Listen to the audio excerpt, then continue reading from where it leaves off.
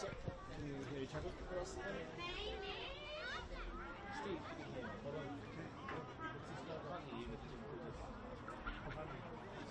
It's not too bad, my friend. It's not too bad. Good enough for me.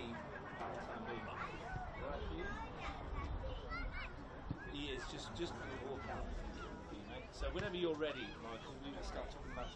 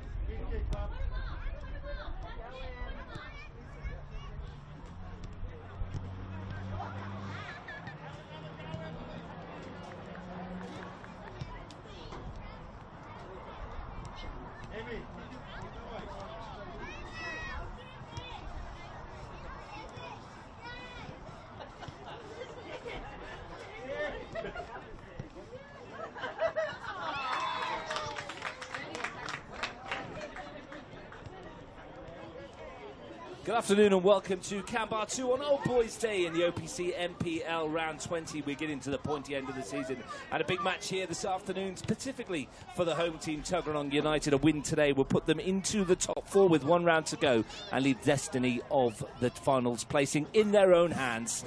My name is Russ Gibbs. Steve Forshaw is with me. Welcome again, Steve, to a great afternoon here at Kambah 2. Lovely weather again. It's not too cold, even though we've got the big coats on. It'll get colder later on, and I think having the coats on early is probably adequate preparation. But yeah, Old Boys Day at Kambah is usually a very, very good day. And as you suggest, this is a very important game for Tuggeranong United Football Club if they have aspirations of being in the finals. Yeah, win today would put them 3 points clear of Queanbeyan City. Heading into the final round. It might not secure it for them because Gungahlin United are only a couple of points behind at the moment. If they win this afternoon against Ugali and Tuggeranong don't win, Gungahlin will go into fourth ahead of both United and Queanbeyan City ahead of the final round of the season where they will play Monero Panthers. We'll talk about all of this later on this afternoon, but first of all a word for our league champions. Canberra Croatia got the job done yesterday, had to come from behind to do it. Joshua Milicevic scored early on for Tigers, but then Thomas James turned it on in the second half, won his team a penalty, wonderfully converted by Nick Pradagin, and nerves of steel from the young man. And then 7 minutes to go, you bought yourself a centre forward during the transfer window, specifically for moments like that, and Max Green gets away and scores the goal which wins them the title. See, worth his weight in gold, hasn't he? I mean, he won them the cup with a couple of late goals in the cup final, and he's now got the winner that's clinched the minor premiers. They've been minor premiers for quite some time, if we're being honest, but at the end of the day, they needed a win yesterday or a point yesterday, and they got all three. So congratulations to them. They've certainly been the best team from the beginning of the season till now. They're worthy winners of the competition. And now they can sit back and relax, which might help Tuggeranong United next week, who travel to Deakin Stadium. So that's all for next week as well. We'll look into that. Over at High Street, Clearwater's Derby Part 3 finally went the way of Monero Panthers, finally got themselves on the board. Mayor's Cup, though, went to Queanbeyan City, who'd won the previous two encounters. 2-0, late goals. Bit of controversy about the first one because Conor Barnett-Smith reckons he scored it. Dylan Deep-Jones has been awarded the goal by the referee. We'll look at the panel. Conor sent me a message this morning saying he pretty certainly got the first one, and Dylan said he didn't touch it. So we'll have a look at the video, and we might well change that to a Conor Barnett-Smith goal. Conor Barnett-Smith definitely got the second one, though, in stoppage time. Nick Middleton went a-wandering trying to get the equaliser for Queanbeyan to keep their final hopes on track. It didn't really matter to them whether it was 1 point or 3 at that stage. Got caught out. Daniel Barrett pops it forward, and Conor Barnett-Smith has a free run from halfway to walk it into the goal in the 93rd minute. Nice way to win the derby, and good way to end the away season for Monero Panthers. But a word for Queanbeyan City. Then final season isn't over yet. They're still with a shout. They go to Tigers next week, knowing that a win there might be enough. Well, certainly they've got everything to play for. They can't sort of put the cue in the rack. They've got to go out next week and do their best. But Monero, good win for them when you consider that they've had a bit of a wobble, then they've come good, and then they've wobbled again. But that's a good win. I mean, if you look at the 3 games, both teams have scored 2 goals and conceded 2. But Queanbeyan have picked up 6 points out of the possible 9, and worthy winners of the Mayor's Cup. As I understand, they were presented with that last yesterday. Yeah, that will sting a bit for the Panthers because they'll want that back next year. Of course they will. But they've got finals football to look forward to. The league table, as we stand, 20 games played. Kambah, Croatia, 48 points, champions. Tigers, 20 games played, 40 points.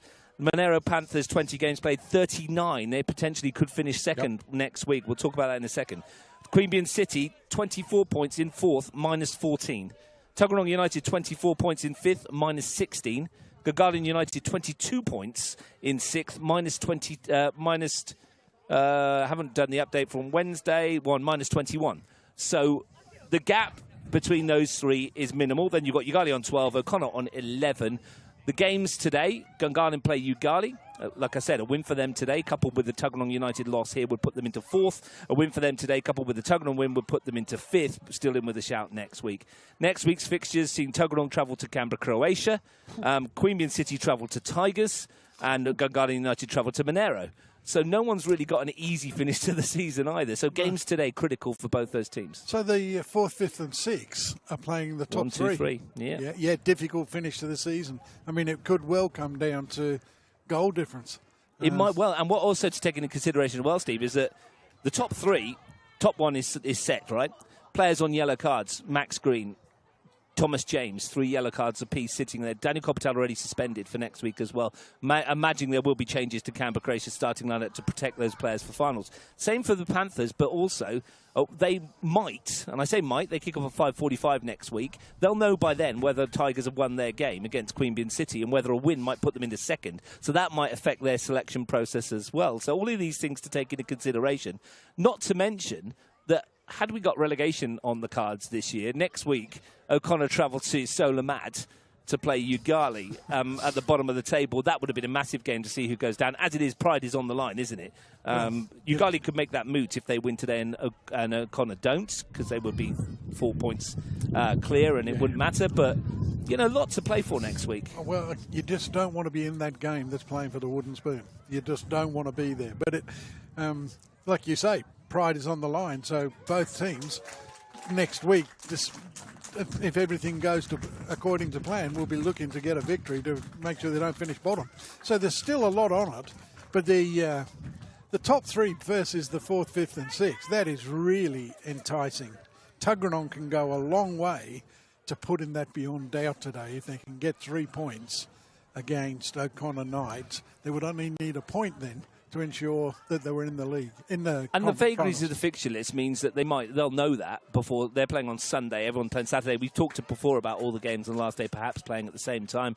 Sometimes it's not feasible because of ground issues, etc. But on these occasions, you'd think it would be ideal. However, Tuggeranong might go into Sunday knowing they're already in the 4. Might go into Sunday knowing that they need a point or 3 against Kambah, Croatia to make the 4. We will see. Congratulations to Belconnen United, Capital Premier League champions. They've romped to the final, top place. And I'm going to say provisional promotion at the moment. They should be going up, shouldn't they, with all the boxes ticked in the NPL box and winning the league. But, with this review, I don't know if there's an actual box they need to tick to say promoted. So 99.9% certain. A couple from James Ward, Dustin Wells, as he always does, to Ringy with a 2, Jake Bishop with a 2, 7-0 win over Wagga City Wanderers at McKellar yesterday. Great performance. What a way to win the league. Oh, they were very good yesterday. I was there at that game watching that. And, all credit to Wagga because they've continued to turn up and try and make a competition of it in each and every game when their fate has been relatively sealed for quite some time. But yesterday, there was a lot of their players backing up from the 23s game. They were fatigued relatively early in the game, and Belconnen really took advantage of that. They played very well. They played some really decent football, scored some great goals. And to be fair, Belconnen have been the best team in the Capital League this season by a long, long way. So if they are to be promoted, they've certainly earned it. And they've done it 2 ways. One, as you said, yes, they ticked the boxes for the review, but they've also finish on top of the league. And that should be enough to deserve to be Absolutely. promoted anyway. And it'd be great to see Belconnen United back in the Premier League. It's been a long time for them since they were relegated. McKellar Park back on the venue list as well for broadcast will be fantastic from our point of view. Kambah Olympic, well, they keep up their second place hopes at the moment. They won 3-0 against White Eagles yesterday. All the goals early. Luca Flores with the first and a couple for Julian Borgner. A nice 3-0 win for them. They're going to be second potentially in the table. They took a couple of points away from ANU yesterday, who drew 1-1 with Canberra Juventus. Juventus needed a point to mathematically make sure they were in the top four. They got that. Patrick Shaw levelling Tom Huizinga's early goal for ANU, which means that Brindabella Blues cannot make the top four despite their 1-0 win over West Canberra Wanderers. 15th goal of the season for Curtis Schaefer, though, keeping up his excellent season. Blues just miss out. So we know the top four are going to be Belconnen, ANU or Olympic in whatever order they're going to be, and then Juventus will be in the elimination final. So that's two of the spots sorted in the CPL. And I think Olympic and ANU have still got to play each other. Do they have to play each other again? I think so. I'd stand corrected on that. But, yes, the first and fourth spots already sealed. It's up to ANU and Olympic now to sort out who finishes second and third. But been a great competition, the CPL this year. It's been very close. It's been really good football at times. Some pretty average football as well, if I'm being honest. But there's been some good football played. And, you know, we offer our congratulations to Belconnen United. And hopefully, from my point of view anyway, in a biased way, they go on and pick up the other silverware and get us a double. Before we go through the teams quickly here, under 23's results yesterday. Queen City 5, Panthers 0, Tigers 0, Croatia 7. We also saw this afternoon Tuggeranong 0, O'Connor Knights 3, which puts O'Connor top of the table. And a big result for Tuggeranong today as well in the 23s. Gungahlin United were 2-0 up against Ugali. They've conceded twice in the second half. It's finished Gungahlin 2, Ugali 2, which means Gungahlin have 24 points, Tuggeranong have 28. Both teams have 2 games left. They play each other on Wednesday. Gungahlin must win that match to get themselves into the top 4. Tuggeranong United know a draw would be enough for their 23s to make it. Brilliant. Excellent stuff all round. Women's Premier League action today as well. Canberra Olympic play West Canberra Wanderers. Canberra Croatia are home to Madura, and Gungahlin United will play Tuggeranong United, just so that you're aware of what's happened elsewhere. In the women's reserve grade over at Deakin Stadium, it finished Canberra Croatia 4, Madura FC 0. Ava Williams, Amy Bongiorno, Rhiannon Fensom and Taya Sanders were on the score sheet in that game there. West Canberra Wanderers and Canberra Olympic, they played out a bit of a thriller in the reserves there. West Canberra Wanderers led 3-0 through goals from Sonia Tomanovitz and Samantha Host. A Cassandra Watson own goal, an Anna Bennett goal and an Ella Rose Brown goal meant it finished Wanderers 3, Olympic 3. That's everything for you. Up to date across, just in time as well as we're getting ready to welcome these two teams out onto the field. Let's have a look at the lineups. Steve Forshaw, Mitch Stevens. Well, we're waiting on confirmation. I'm going to give you what the team is at the moment because they were waiting on whether or not Zach Lawrence was going to get through the warm-up here today. Callum Cook's going to continue in goal. The back threes, he's Daniel Groves, Sam Walker and Cole Falco. Zach Lawrence, Alessandra Pena, Josh Pedersen and Luke Sakamoto are a line of 4. Bevan Foxer will play at 10. Steve Neelan and Luke Stevens will lead the line. The subs, James Benevento, Dylan Burkray, Tim Santos, Javier Davis and Nick Emmanuel. If Zach Lawrence doesn't make the warm-up, which we'll find out very shortly, Nick Emmanuel will start and Sam Sheedy will come to the bench. Well, and I can see Zach Lawrence right here, so he's in the team. There you go. Well, it's a fairly standard sort of Tuggeranong line. I'm in at the 3-5-2. Heavily relying on Neelan's goals, but they've got a little bit about them and they've got a lot to play for. So O'Connor Knights, basically playing for pride, need a result themselves just to stop the season being a complete write-off. But at the moment, Tuggeranong got the incentive and really the motivation should be enough to get into the top 4. O'Connor Knights, well, they'll continue with young Marcus Smith in goal. Across the back, Harry Martin, Connor Bill, Buddy Abbas and James Driscoll. Ibrahim Obeid, Nick Dahl and Vinny Sanchez are the preferred midfield trio today. Up top, Nico Kresic and Michael John either side of Jenna Charuti, which means Isosara Hegi is left on the bench alongside youngsters Josip Oida, Jack Yankee, Luca Ushibreka and Logan Brown, the goalkeeper. Interesting choice to leave Ehegi out of the starting 11. Your match referee today is Aisha Strutz. Harold Spanner and Benjamin Cranknell are the substitutes, the assistant refs rather, and we're looking forward to seeing what should be a cracker. A reminder, a win for Tuggeranong United would put them in the box seats. Anything less and it's open slather for everybody else. We will keep you up to date with what's happening across at Gungahlin. Gungahlin United versus Ugali this afternoon. You never know what you're going to get with Ugali. It's like the proverbial box of chocolates from Forrest Gump. It is indeed. It is indeed. I mean, when you talk about consistency, you wouldn't find Ugali's photograph in the dictionary under that particular definition. But they have been competitive. They are capable of getting results.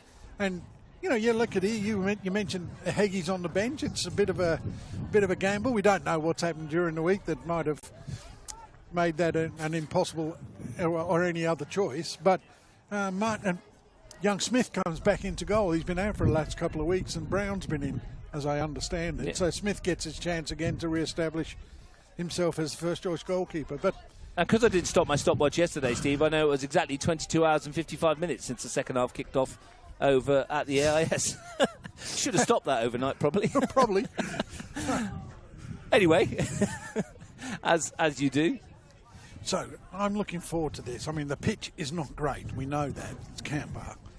A lot of sand, a lot of divots, a lot of bumps.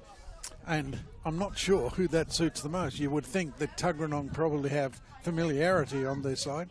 But this is a Connor Knight side with nothing to lose. And despite their lowly position, they've got some class acts in the lineup. So this could go any way. Third game they've met this season. The last time they met at this venue, it finished 1-1. Michael Adams opened the scoring from the penalty spot from the Knights. He's no longer there. Steve Nealon equalised from the penalty spot for Tuggeranong. In the return game in round 13, while Tuggeranong won by 3-2, the winning goal was a penalty from Steve Nealon. So maybe penalties are the way to go. The teams have met 8 times in the NPL. Knights have won 5, Tuggeranong 1. There's been 1 draw. 3 games they played at Kambah 2. The Knights have won 2, Tuggeranong none. And there has been 1 draw. In total, we've seen 28 goals in 6 NPL games. Knights have scored 19. Tuggeranong have managed just 9, 4 of which were scored this year. Early cross from Lawrence. Good start. Picked out on the far side. It's going to be an opportunity for Zach Lawrence today. I'm not sure how long he's going to make. We're talking to Mitch Stevens in the week, Steve, and tells me he was struggling. They put him in the starting 11, knowing that we're better off in the starting 11 coming off than being on the bench and coming on and then coming off, if you know what I mean. Yes, yeah, you don't want to substitute the substitute if you don't have to. But I was talking to Mitch myself during the week, and we were talking about the amount of penalties that Tuggeranong are involved in. They do have quite a record. Well, this ground already has seen a few today. I watched the under-18s here this morning. Brindabella Blues beat Tuggeranong United 2-0. Both Brindabella goals came from penalties, and Tuggeranong missed a penalty at the other end. There you go. So it's the ground for spot kicks. One by Falco. His throw-ins might have an interesting bearing on this one today. Young Marcus Smith in goal might be ready for a barrage from Cole Falco today. Because if I was Tuggeranong, I'd be testing him at every opportunity, the youngster. Yeah, absolutely, absolutely. I mean, with Peterkin out, they're not quite as effective, the long throw, because he is so very good in the air. But it is a weapon, and you've got to use it. But I've said before in broadcast that I think he needs to take a bit off and get it in a bit flatter and put a bit more pace on it rather than just go for distance. He's on the break here, though. Finds Sakamoto outside. The young fullback. It's Falco again.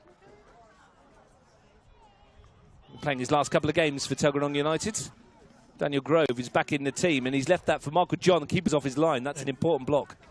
I mean, I think Michael John should have done better there. He was too hesitant to actually get that shot away. Blocked by Virgil Van Walker, the centre-back now, Sam Walker.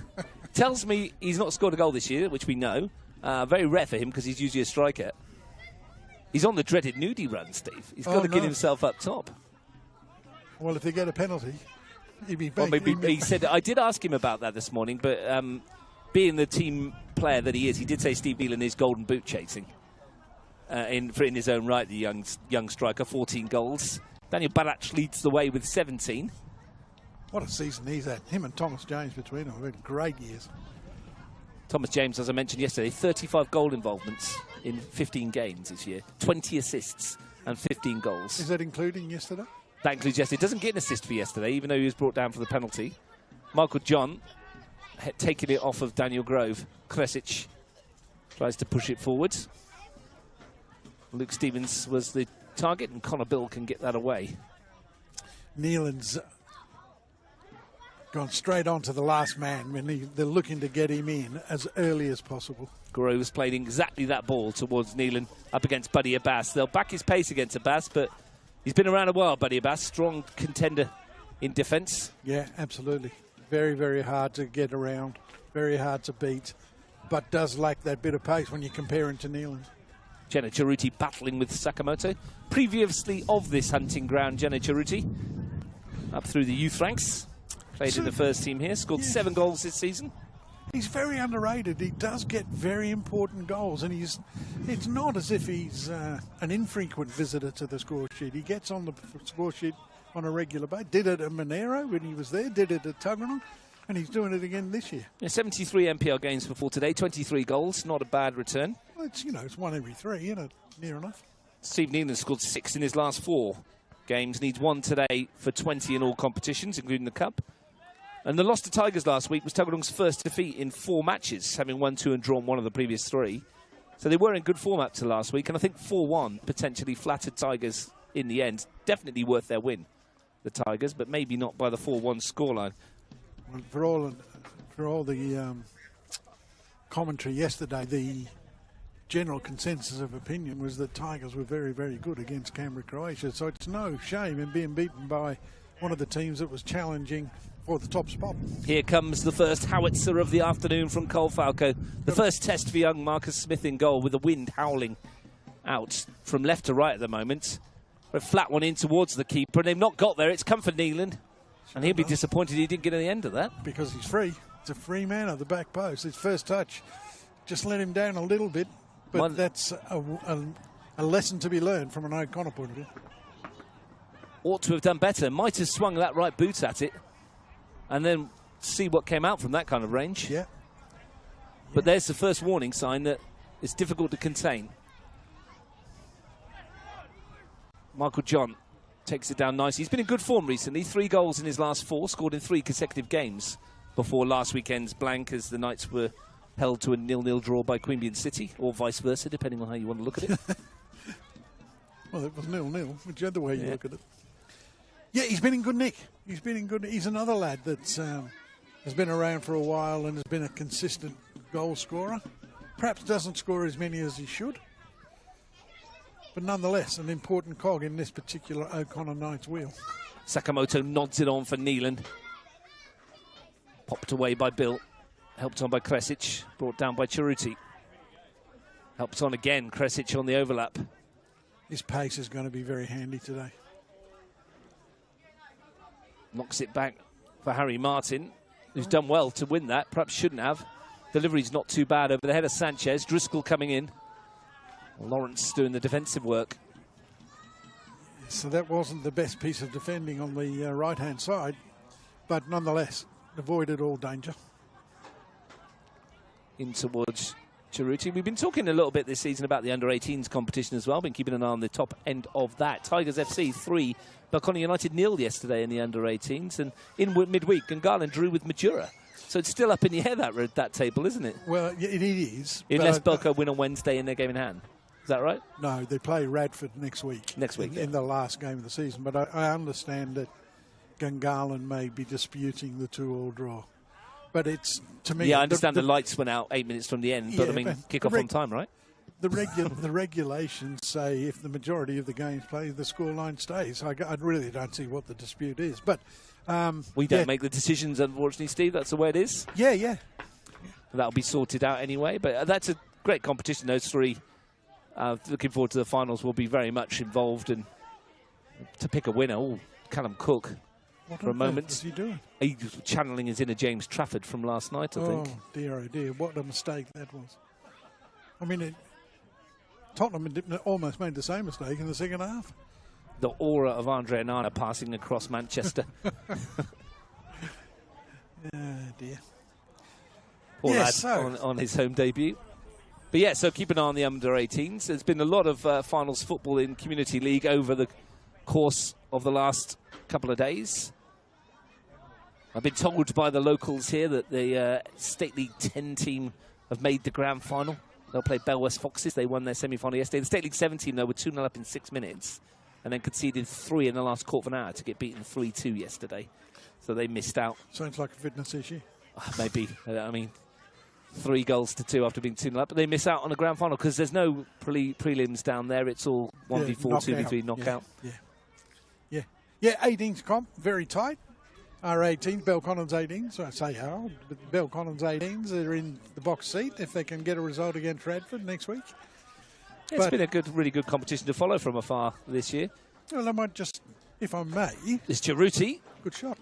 If I may, Belconnon at this stage, and it's not final until after next weekend, are the only club with teams in all the NPL boys semi-finals.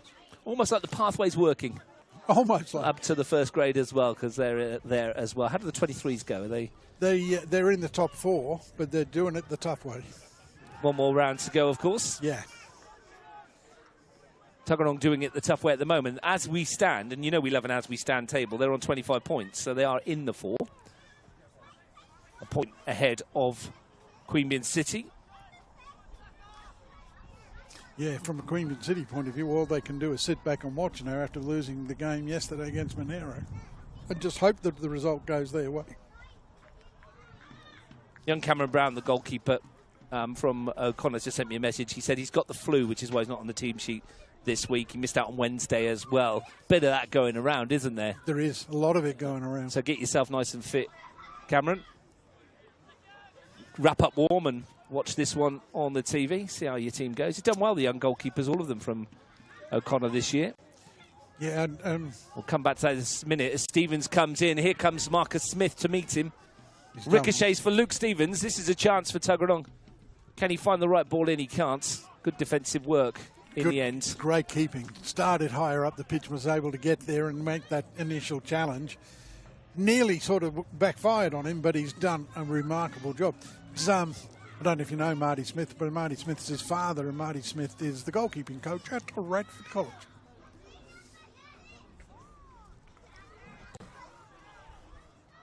Running in the family. First set piece for Tuggeranong United from the boot. Pena to whip it towards that far post. Pedersen will meet it, but not with any real conviction. Yeah, the wind's sort of blowing from left to right, but a little bit in our faces, so sort of diagonally from left to right. And he just put a little bit too much on that corner. So I think the substitute goalkeeper is Logan Browning, not Cameron Brown today. So the substitute O'Connor's goalkeeper. Oh, okay. That was my mistake. That's the first one this season. I don't think it is. That's the second. It won't be the first one today. Smith to launch one. Won by Pedersen. That wind's got a bit of bite to it too. Quite strong. Kresic. The old boys won't be feeling it in their little blue tent over there, will they? They'll have a couple of coats on over there. Well won by Ibrahim Obeid. Looking for the runner in front of him. And it's going to find its way through here. What a chance that was for Geno Cheruti. And that's a decent stop from Callum Cook. Great stop because he made himself big and managed to get a big left paw on it. But Ceruti will be a little disappointed that he didn't do better. And welcome to the Kambah bounce for Daniel Grove, just over his foot. Horrible bobble, wasn't it? As he tried to bring it down.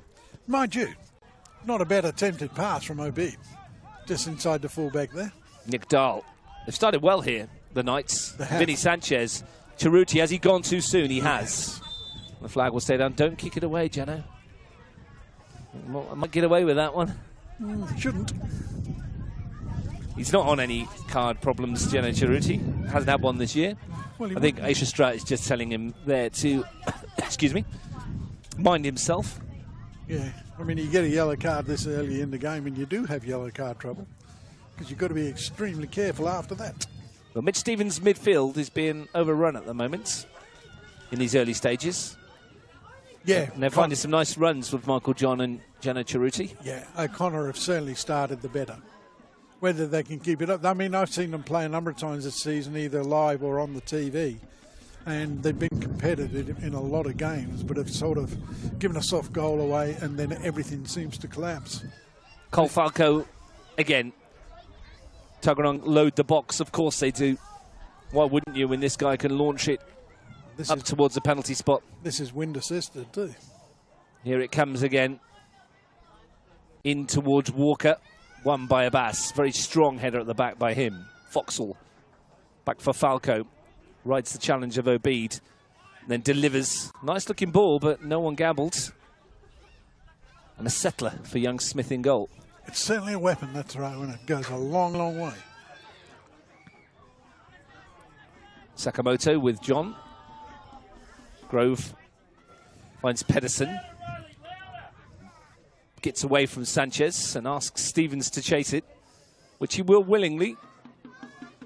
Connor Bill, though, happy to see it out. You might correct me here, but I think the long throw is the only time Tuggeranong got the ball into the penalty area in the first half. Had that one corner, didn't they? The corner. Yeah, that was about it. And that, I mean, that nearly went out for a goal kick anyway. It's not been the best start for Mitch Stevens' side. There must be a bit of nerves as well. Not played final football for quite some time, this team. And now it's in the grasp. It's up to them, isn't it? Yeah, win today, of course, and they are on top. 0-0 still at the AIS. Gunners and Ugali. Similar sort of surface to this. Well, this one gets its critics, I will say. And look, to be honest, it's not much worse than some of the others around town at this time of year. Look, you can go to O'Connor and get on a bad surface. I mean, the boys that play for Belconnen this morning were playing at Kayleen, and it's very average. The midweek games at Lynham were even worse. I think it's about time we did something as an organisation to try and improve the standard of facility that's available. Yeah, I think it's a sport code across Australia right about now, isn't it? Sydney have got the same issues, I think. But they're losing their grounds, lost to weather. There's been an early goal at Deakin Stadium. Riley McQueenie has netted for Canberra, Croatia. Croatia won Madura 0 in the Women's Premier League. And there's been an early goal at Melrose. West Canberra Wanderers 0, Canberra Olympic 1 in the Women's Premier League. And over at Gungahlin enclosed, Gungahlin 0, Tuggeranong 0. That's your early stages for the Women's Premier League. Belconnen have already won that competition. There's a chase for second. Canberra, Croatia at the moment. It's in their hands. Did Belconnen not play this weekend? They've got the bye. Another 3 points for them. Here comes Falco. We don't give points, just to clarify. We're not rugby league. Chance for Falco to send this one in again. And it's another good one towards Walker. And Smith's punched it. I'm not sure he quite knew where it was. And it's been knocked away. It wasn't the most convincing of punches, but it's done its job. Foxall's had a go. Stevens swings a boot at it. Driscoll pops it out. Walker pops it back. No one there. But the throw has been the biggest problem so far. Just to complete that women's picture, I think Canberra, Croatia are 4 points clear of Canberra Olympic, who are currently ahead of both West Canberra, Gungahlin United and West Canberra Wanderers knocking on the door. So we're going to get 4 of those 5. Belconnen confirmed, Croatia already confirmed as well, and then likely to be Olympic, considering they lead today as well. Yeah, it's a slightly different picture from last year. I think Olympic were the dominant force last year, weren't they? Yeah, Belconnen have been untouchable this year. Invincible so far. Yep. Won every game in every competition. Maximum points so far. Plus their 3 wins in the Cup. Yep. Excellent work from Scott Conlon's group. They've done really well. It's been going down through the competition there as well with them. Their reserves and 17s doing all right as well, as they generally do in the girls' programme there. Here's Alessandro Pena for Luke Sakamoto. Turns away in front of the benches. Yeah, I should, if I'm offering my congratulations to the men's program, should also offer it to the women's program at Belconnen, because they have done extremely well. Before today, they were 20 points clear at the top, which is quite phenomenal. Here's Neelan on his own. Sends it back. Great ball in for Stevens. That could have been handball too. You know, it bounced up and hit his hand, I think. And Luke Stevens acknowledges the work done by Steve Neelan.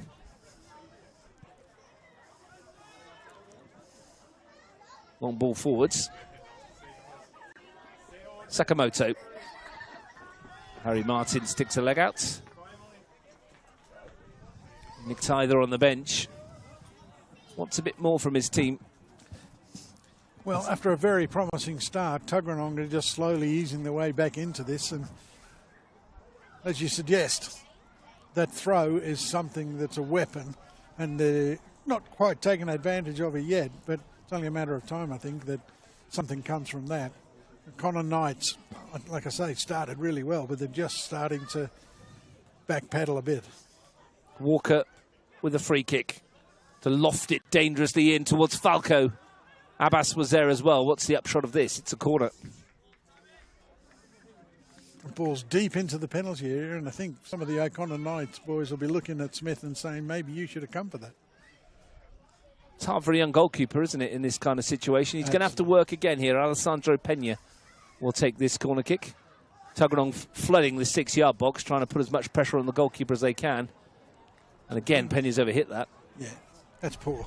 There's So- no excuse for that. So, Steve, a point today for Tuggeranong. A win today for Tuggeranong will put them 3 points clear. Their goal difference is worse than Queanbeyan City. Yeah. It's actually better than Gungahlon's, but a Gungahlon win obviously would mean it's 2 points. So if Gungahlon don't win, Tuggeranong are pretty much in the box seat, but they can't really afford to let themselves slip up today because Queanbeyan City, if they beat Tigers next week, could get themselves back in on goal difference. It's one of those you don't know until it's over. So my question being, in a long roundabout way, is a point any good for Tuggeranong here today, considering the fixtures that Queanbeyan have next week? Do we think Tigers will beat Queanbeyan to cement second place and get that 2 shots at finals? Look, I think they probably will if they want to. And they may well be happy to say top 4 is enough and we're happy with that, because if you have to get in the top 2 and you win, you get that week off. Now, sometimes that works for you and sometimes it works against you. But I think a point today may well be enough to see Tuggeranong in. That'll give them 3 points clear of Gungahlon with a much better goal difference. And Tigers beating Queanbeyan next week would make the top 4 include Tuggeranong. Driscoll to lift that in should be Cooks. Obviously there's a scenario today where Tuggeranong win, Gungahlon don't. And Gungahlon United beaten by Ugali would be 5 points behind and couldn't catch them anyway. Well, the Gungahlon round. So that would be them out. But Gungahlon need to win their game today. They've got to win the next 2 and hope that the results go their way.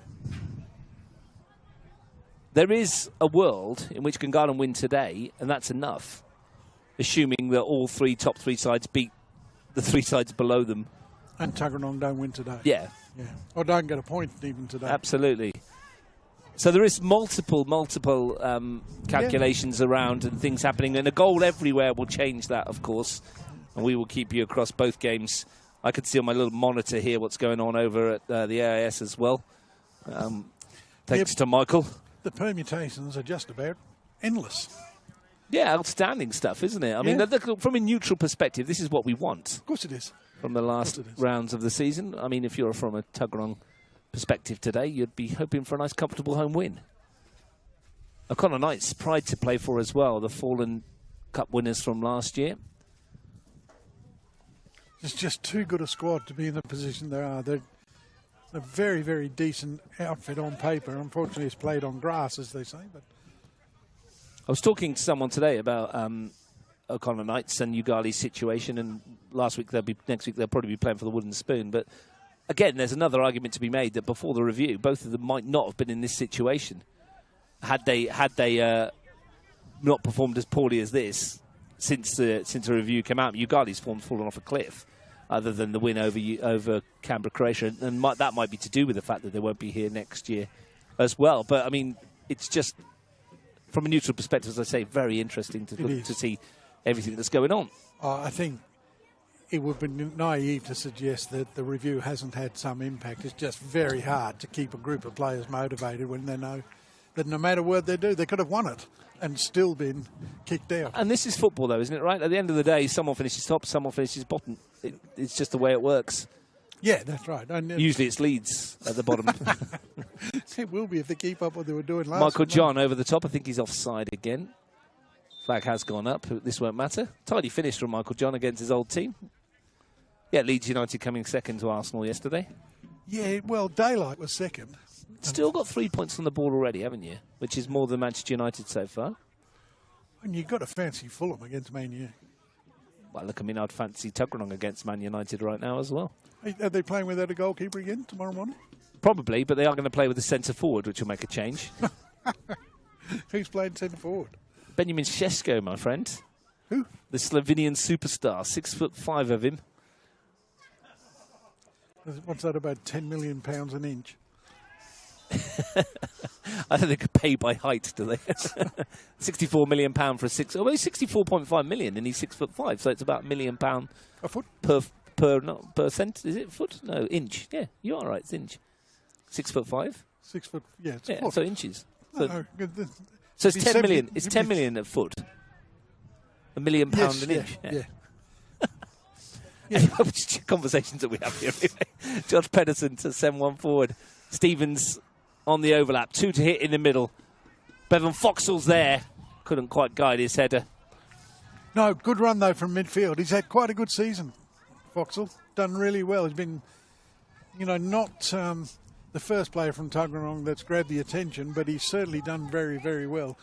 We'll get Michael just when you get the second, mate, to swing over to your left and see the old boys in their blue marquee, because there's a lot of them over there today, isn't it? Yeah. It's a good turnout from the Tuggeranong Old Boys, the Tuggeranong Alumni Association. Anthony Calder, I think, organised that. He's calling himself the Chancellor of the Old Boys. So, yeah, he's the Chancellor of the Alumni, or whatever you want to call him. Anyway, that's great work from the Tuggeranong Old Boys. Quite a few of the players I used to run around with over there today. Go over and say hello at half-time. A few of the guys that... Settled down, Russ. Okay, walked around. Thank you. And a couple of guys you would have coached over there as well, Steve. So we'll go and say hello at the interval. Yeah, I didn't do much running. Grove finds Neelan. 20 minutes to the break. This boy does a lot of running. Does a lot of quick running. Yeah, a lot of it very direct and purposeful. Falco got a bit lucky with that. Turned out to be a perfect pass to Callum Cook. Certainly averted the danger.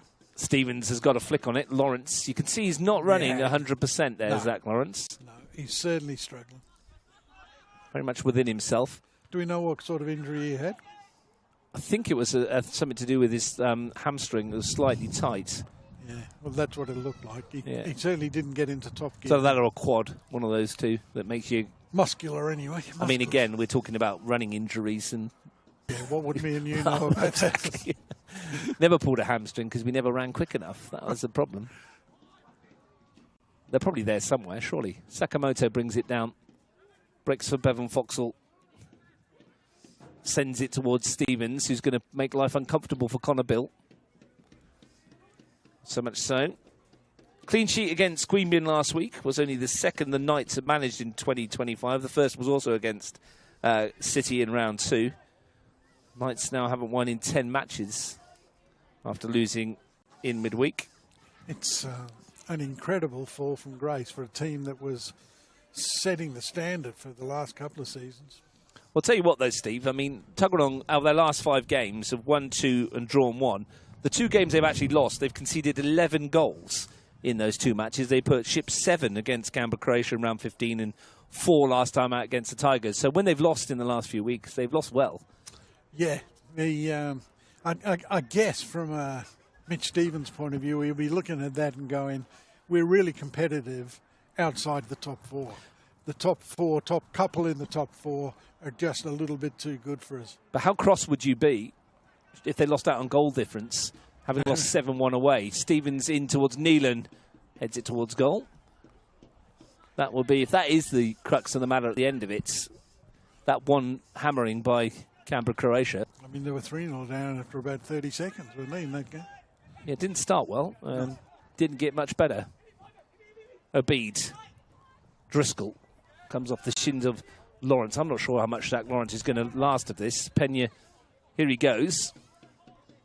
Half hobbling there to get there. Delivers a decent ball in. Nick Dahl dealt with it after a fashion.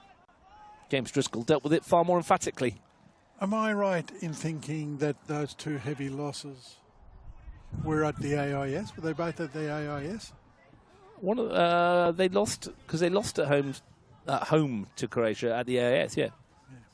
And then Tigers at the AIS as well. And I wonder if it's the difference in the surfaces that. Well, they did get a 2-2 with Tigers there earlier in the year as well. So maybe that was early in the year before they got acclimatised to Kambah too.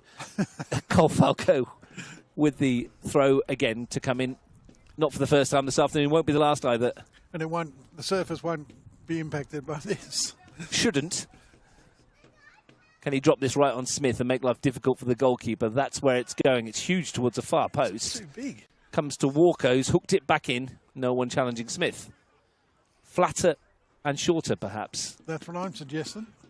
I think every time we've done a game here, you may have suggested the same thing. Yeah, they're not Steve. listening, are they? They're clearly not. Mitch Stevens will watch this back later. They're joining a very long group, or a very big group of people that don't listen to me.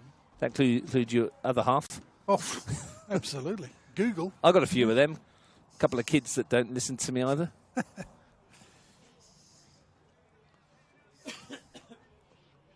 So no score here, no score at the AIS.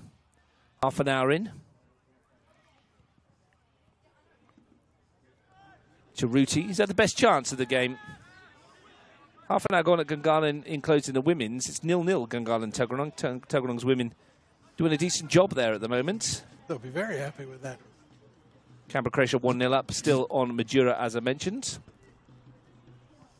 Ball in towards Charuti. Looks to let back for Michael John. Nick Dahl had tried to slide it through to Charuti. Thought he might come one more for Driscoll. And I'll just keep you up to date with the other Women's Premier League scoreline, where West Canberra Wanderers have levelled it at Melrose. Wanderers 1, Olympic 1.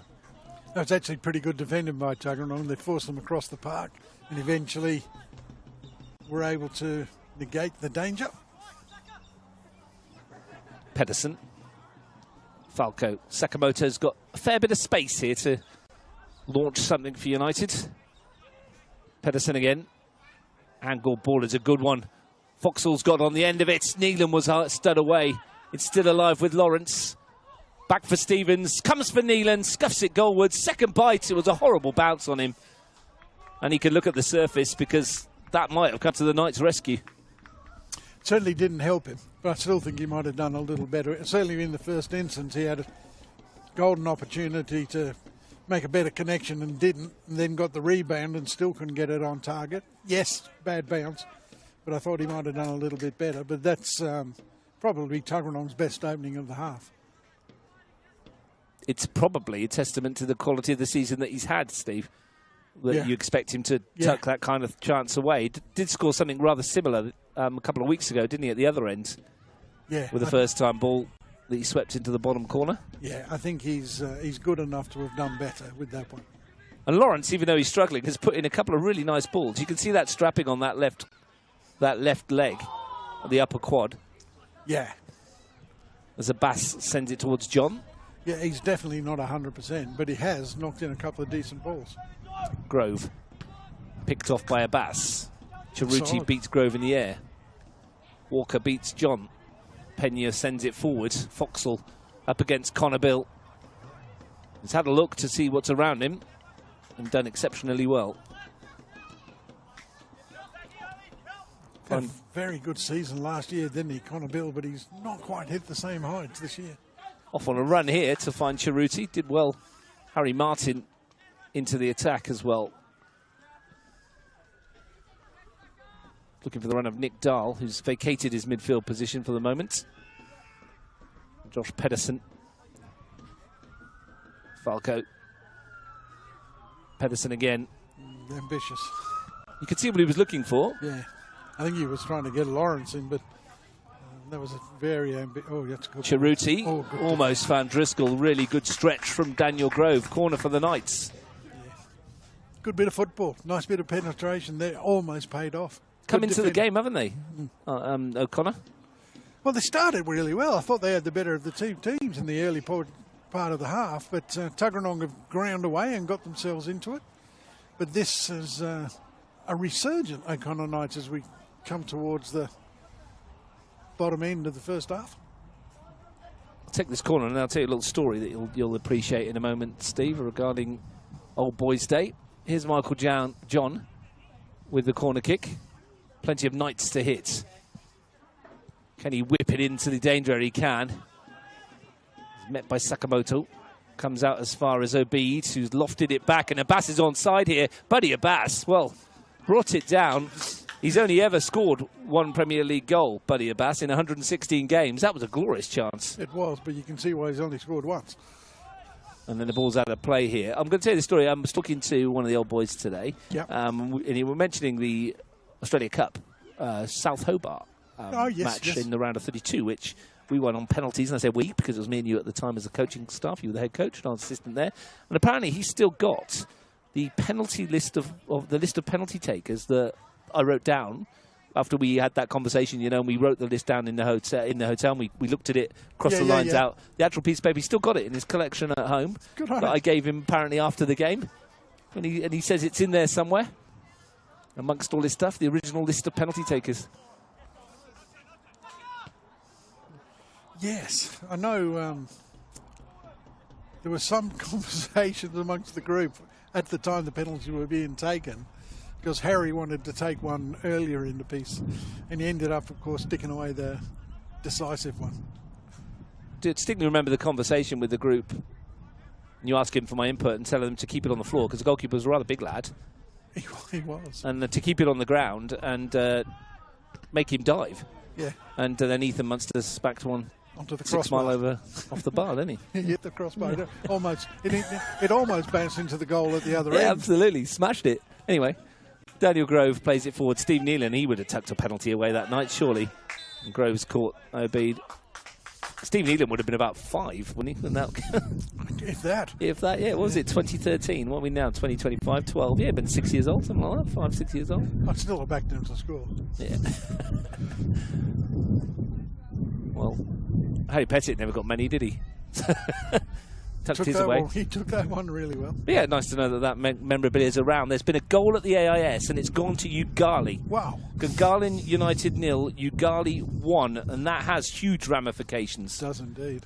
And we'll bring you the news of the goal scorer at half-time. But as that stands, that means Ugali, a Tuggeranong win today, would put Gungahlin out of the competition in the race for the 4. And either way, even if they don't win today, it puts them in the box seat to make sure that they finish at least 5th if they don't finish in the top 4. So Ugali in front against the Gunners. Maybe the first twist or many today. Oh, look, it's a long way to go for both. But I don't know, I still can't get over the fact that... Here's a chance for Cheruti. Oh, that's a great effort. And that's a stunning save from Cook. He caught that, and that was moving from left to right. And Cook's made a super save. I mean, it's not the greatest piece of defending from the throw, but Cheruti, once he got into space, he's only had one thing on his mind. He's connected to that with his right foot, and he's given that a bit of stick. And Callum Cook to the rescue, because that is a great save. Meanwhile, back in a bit further back, Ibrahim Obeid is struggling. The midfielder, he's had such a truncated season. Ibrahim Obeid, he's only played 7 times before today, 5 starts, 2 off the bench. Is it trouble with injury, I take it? He had to start the season, he was at Gungahlin, and then mid the switch to the Knights. Couldn't play in the cup game because there was an administrative error that didn't register him in time, and then he got injured. So it's one of those seasons that just everything that could go wrong for the poor lad has, and he's managed to get himself into the team over the last couple of weeks. And Buddy Abbas seems to have suggested to the bench that he's okay. Buddy Abbas making that decision for Ibrahim Obeid, perhaps. But Buddy Abbas himself has not been a regular starter in this O'Connor Knights team. No, he's played 9 from the beginning, 9 starts this year, 4 off the bench as well. Again, he started the season injured. He started the season commentating with me on a cup game, in fact, Buddy Abbas. Yeah. I remember. Yeah. And he was trying to get himself back to full fitness. There's no way that Ibrahim Obeid is going to want to come off. He's going to hobble over here and get a bit more treatment, perhaps. In the meantime, Michael John will set up a corner for 10-man Knights. Opportunity to hit the penalty area. This comes out to Abbas. He's a bit of a chance to get a shot away here. Oh dear. Michael John has taken a leaf out of Alessandro Pena's book. Well overhit that. Is the pitch narrow? It doesn't look it. It's actually narrower than it has been in the last few seasons. I know which you mentioned, it's been tucked in a little bit, but yeah, it's been overhit horribly a couple of times. Well, you look at the distance between the penalty area and the touch line. It's not as if they're tram lines. Here's Pena for Tuggeranong, Sakamoto. Both teams have had chances. Steve Nealon at one end, Buddy Abbas at the other. And then, of course, that hit from Cheruti just moments ago. Brilliant, brilliant attempt. Best moment of the game. It was. In terms of quality, certainly was. As it stands, then Tuggeranong United 25 points, Queanbeyan 24, Gungahlin 22. That bounce has done for Driscoll, and it's found Lawrence. He's delivered a nice ball into the area for Foxall. Contorted himself to try and etch that one in towards goal. Yeah, not exactly Jarlison's volley from the first week of the season. Struck that quite well, didn't he? Richarlie mum and Richarlie dad were very proud. That's terrible. You know, it's not that bad, surely. 3 of the 4 viewers have just switched off. And I don't blame you. You enjoyed it, though, I know. I did. Yeah. It's one for you. It's up there with your stats. Absolutely. Driscoll sent it forward. Falco will get rid of this. It was some goal, though, to be fair to the young boy. Well, not so young boy now, I guess. It was a great goal. Pena. Tottenham somehow won 2 from 2. They're one of the better teams that have played Manchester City over the last 4 or 5 years. They've always got a decent They always result. get a result against City, don't they? They've got your bogey team. Cerruti.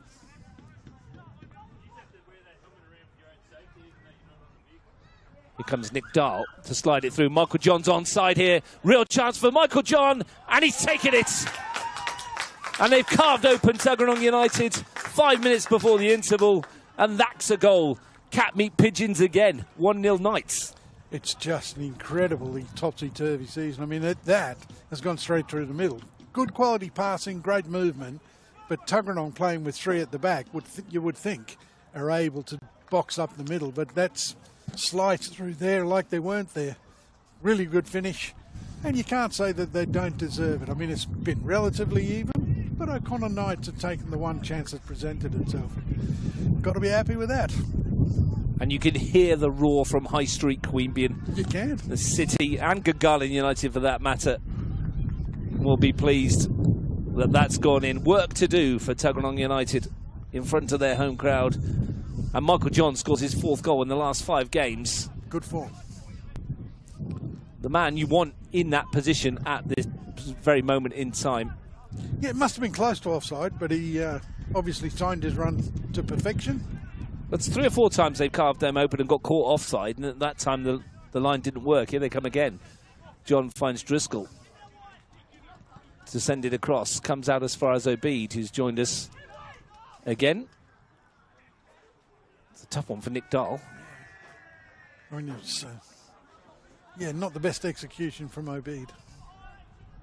Well, question marks about Tuggeranong United now. Yeah, I can imagine that there's some frustration, some angst on that Tuggeranong bench, because this is the big chance. This is their big moment in a season where it's been a bit topsy-turvy for them. This is their chance to cement, or at least give themselves a chance of cement in the top 4 spot. Steve Neelan ghosts past his man. It's Neelan for Tuggeranong. It's Foxall. It's 1-1. Parity restored within moments. Bevan Foxall slides home from close range. The Tigers' lead did not last long. No. 1 apiece. And you've got to ask questions about the structure of the O'Connor Knights defence, because Buddy Abbas has got to go in behind his fullback there to try and get Neelan under control. Neelan, miles too much pace, does really well. Foxall doing what every good midfielder should do and gets into the box, tucks it away, 1-1. And that would be a sense of relief on the Tuggeranong bench. A response required, a response found. 2 minutes after going behind, Tuggeranong level things up. It almost comes from the Obeid pass that's hit too hard from a Nicky Dahl point of view, and they just haven't recovered at all. Harry Martin nowhere to be seen. I don't know where he or why he was higher up the pitch than he should have been. Harry Martin, not a natural fullback that we've seen over the years, Steve. He's normally a midfielder, holding midfielder at that respect. Most people can play fullback, but as you say, it might just be switched off. And just the pace of Neelan and the quality to pick out the pass. Yeah, it was good. I mean, he once he was one-on-one with Buddy Abbas, he was always going to be favoured in terms of his pace.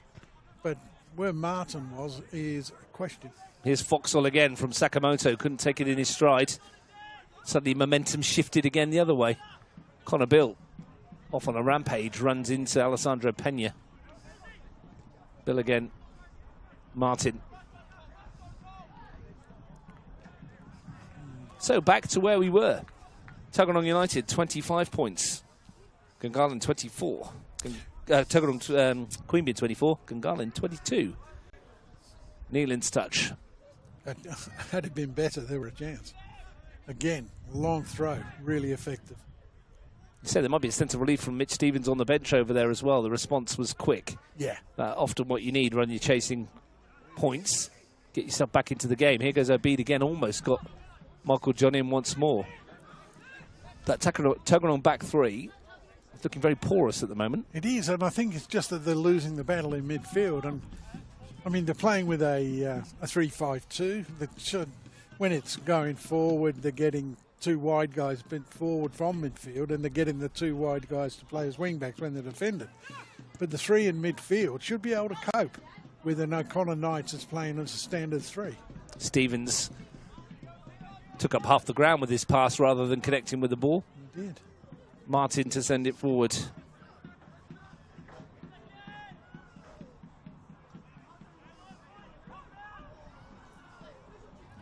Well, I get the feeling that this is going to be kind of what it's going to be like for the next week and a bit with these games, Steve, is that every goal is going to be important. It changes the picture, doesn't it? Every goal changes the picture. Not just of the game that you're in, but everybody else's season as well. Yeah. And it will come to a point where a goal somewhere else might define your season. Abbas has given it away. This is a real chance for Bevan Foxall. He's got Neelan with him. Foxall goes alone and blocked by Smith. It's still there, though, for Bevan Foxall. Wasted a golden opportunity. Had to play Neelan. That was just a little bit selfish. I mean, he'd done so well to win the ball in the first place, to create the chance. It really was a waste. Stevens, Pena, Lawrence to take on Driscoll. Beats Driscoll as well. Good delivery. Swung in for Stevens. He couldn't quite connect either fully. No, I mean, just slightly behind him, but good play from Zach Lawrence, considering he's playing on one leg. Really good ball in, and Tuggeranong will be thinking that out of those two last chances, one of them should have been converted. Well, look at moments, Steve. We saw it yesterday. Lukman Ahmed Shaibu denied from point-blank range by Sam Brown. From a corner kick, Sam Whittier's header looked destined for the net. Michael Piccolo nodded one off the line. The moments that could have put Tigers 2-0 up in their chase for the title. In the end, they lost 2-1. Wondering whether that moment from Bevan Foxall there, denied by young Smith, might well come back and haunt Tuggeranong. It might not. It might not, but potentially it will. That'll do for the first half, says Aisha Stratton. A good first half as well. One that swung and ebbed and flowed, and at half-time, Steve, we're all square.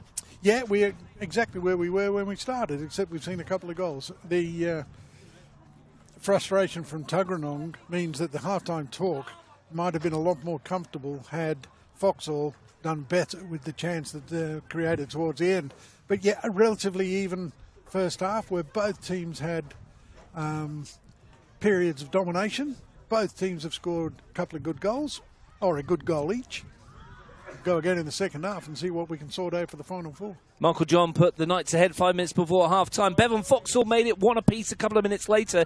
Well, potentially Tuggeranong could have gone in ahead, but they could have gone in behind as well. Callum Cook making a great save from Geno Cerruti and Smith denying Foxall. At half-time here at Kambah 2 on Old Boys Day, it's Tuggeranong United 1, O'Connor Knights 1.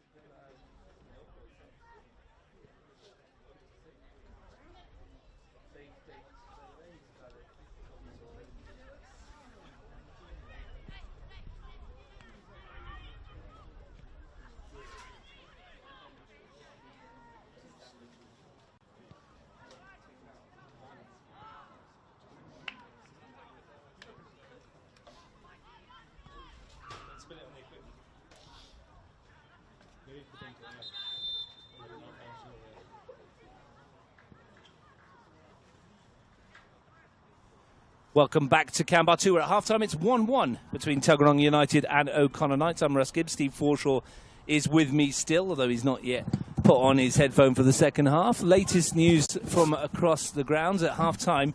Ugali still leads at the AIS. Gungahlin United 0, Ugali 1, which means that if Tuggeranong get a goal in the second half, Stephen, that doesn't change. Tuggeranong will be on 27. Ugali on 22, cannot catch them. And the only person that the team could will be Queanbeyan with a win against Tigers next week. The goal difference scenario is important as well. At the moment, Tuggeranong are minus 16, Queanbeyan are minus 14. So a Tuggeranong goal will put them on minus 15, and Tuggeranong's second goal would level them on goal difference with Queanbeyan City. Tuggeranong have scored more goals, so that would be them above them on goals scored. Well, depending on how many Queanbeyan win by, because they'll need to win, won't they? They'll be 3 points behind. Yeah. Yeah, so that'll make a big difference as well. So, look, I mean, there's so much going on. It's important to keep track of it. Royal family's turned up. Got the crown in front of us. So I spoke to a few of the old boys at half-time. It's good to see a few of them over there, a few boys that I used to play with. And someone did win the beer. It's a case of beer at half-time for kicking the ball into the dog goal. I saw that. Supported by Priority One Lending, who is a company owned by another Tuggeranong old boy in Craig Russell. Oh, okay. So he sponsored the day and sponsored that. And Steve Diggle, who I played with, was never that accurate when he shot in normally. But you put some beer on the line and he suddenly becomes an ace marksman. Congratulations. I think he was aiming for a post, but he got it into the... We were saying that. If you put it towards the corner, you'd have better chance, wouldn't you? Because most of us are used to playing shots into the corner. Aim it down the middle. Now then, changes. Has there been any looking around the sides? This is always a fun game. Don't think so from the O'Connor Knights' perspective. Zach Lawrence is still there, and he was the one in immediate doubt. I think that's him over at right back spot. It certainly is. So Tuggeranong, 45 minutes, need a goal. Would get them back into prime position to get themselves into the finals. Sakamoto, Foxall, who scored one and might have had another. Might have set up another as well. Yeah. Well, I think ought to have set up another, to be fair. Yes. But backed himself. I have no problem with someone backing themselves. Normally, if it comes off, isn't it? Well, it goes in the back of the net. Everybody will say good goal. But unfortunately, it didn't, and there was better options available. Well, the pass to Neelan had to go early, didn't it? Because there was a tracking runner that would have blocked him by the time he got the shot away. Here is Neelan advancing into the area. Little drop of the shoulder. Can't get the shot away. No. Still going, though, somehow. And still dancing his way through. And Steve Neelan, almost, with something incredible. It's come out to Lawrence. Still alive for Tuggeranong United. Pena, Pedersen. Lines one up, blocked by Sanchez. Come out to Pena, but he's trodden on it, and Kresic can bring it away. Largely anonymous in the first half, wasn't he? Kresic didn't mention his name a lot. Lawrence got there ahead of Driscoll. Got a touch on it.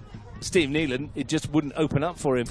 Again, though, he's got to the byline, and perhaps the better option was to try and cut it back. Not sure that he had that much support, sorry, Russ. I was going to say credit where credit's due to Marcus Smith for blocking the cross. So early stages of the second half. Falco to launch one into that danger area, and it's going to bounce all the way through, and it's gone in off Smith. And I think that will count as an own goal off the goalkeeper if he's touched it before it's gone in. A critical moment in the contest. And then the linesman's going to have a chat with the referee, because, I mean, if Smith just lets it go, then it's a goal kick. But he did get a touch on it. It depends on when he's got the touch on it. And apparently the touch came late. Was after it had gone over the goal line. Yeah. In which case it is a goal kick. And that will be interesting to see. Well, we can't tell from here. It certainly looked very close. And he looked to be diving backwards towards his line, so maybe they've got that right. And the linesman was in an excellent position to actually give it, or make that decision, and full credit to the lines person or the assistant for giving that decision. And they got the decision they needed in the end, the officials, by going to have the chat. Yeah. And I think I have no problem with that. And the only question was whether it had gone over the line before Smith got a touch. Tuggeranong, though, started the second half really brightly. On fire. Neelan taking on Abbas, who stands strong. Yeah, it does well. Now, there'll be people at home who can watch that replay. We might not have the best angle from here. And let us know what you think. But there's the blueprint for Tuggeranong, and we were talking about it. Send it in there to the young goalkeeper. Yes. And to be fair, he's dodged one there, hasn't he? Because he's tried to keep it out. Oh, look, it wasn't it wasn't great keeping in the end. But he's got away with it, as you suggest. Yeah, like you say, if he just lets it go in, it's the goal kick. Yeah. But he did throw his hands at it, and luckily for O'Connor Knights, adjudged to have been behind the goal line. Hard not to, I would have thought, in those circumstances. Oh, yeah, 100%. I think it's like when a ball's flying at you, it's just reflex, isn't it? Yeah. Yeah, when he's a goalkeeper, his job, keep it out. And that's what he was trying to do. And technically he did. And technically he did. Well, he didn't keep it out, but it didn't cost him a goal. Massive, massive moments. All round. In the game. That is huge. And huge in the season as well. But Mitch Stevens and his coaching staff will be encouraged by what they've seen at the start of the second half. I'll be thinking none of the decisions gone against them, though. Well, moments again. We talk about moments. Yeah, absolutely. Be interesting to see that one back. Here's Falco. Just ghosts inside Vinny Sanchez far too easily. And then overhits his pass. Certainly come out of the blocks firing. Tuggeranong.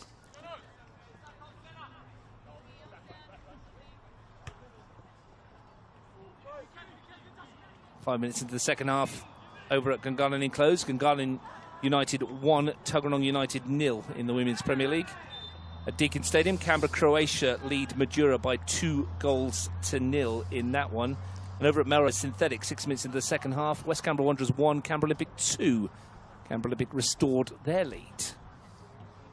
They're underway at the AIS, where it's Gungahlin 0, Ugali 1. Grove has launched that into the area. Smith's come and plucked it off the head of Foxall. Good bit of goalkeeping. Yeah, really good. Really good. That'll do his confidence a world of good. He came and he was never, ever going to be second to that. Do love this time of year, though, Steve, across the grades when every goal means something. Yeah. And then, of course, we get into the nature of knockout football in a couple of weeks. Yes, we do. I mean, yesterday, you know, Belconnen comfortably dealt with Wagga. So once it had gone past 3-0, the goals didn't matter so much, apart from those of us in the stand that were actually cheering Belconnen on. And enjoying the grand final, enjoying the championship triumph, and that's a way to win a title. Oh, if you're going to do it that way, that's for sure. I was talking the other day to a couple of coaches, and I won't tell you who they are because it's all important, about some of those Wagga players and the ability of some of them to actually make the step up, and whether any of them will have the inclination to want to, with no men's programme, so to speak, of down in the Riverina there for them next year in the CPL being disbanded. There's a few players, and you can only have to look down the list of top goal scorers in Cade Lyons and Thomas Yongai and Zach Steele as well. There's been some really good footballers there that might be a good addition to some of these teams. Come back to that in a minute. Oh, a free kick has been given as Foxall was advancing. I'm sure they'll be the same as Ugali. We mentioned this as well. There's several players from Ugali's outfit, should they not be playing Premier League football next year, which looks unlikely at the moment, that many clubs, if they could get them to travel, would love to have. Oh, no doubt. I mean, the key is, can they travel?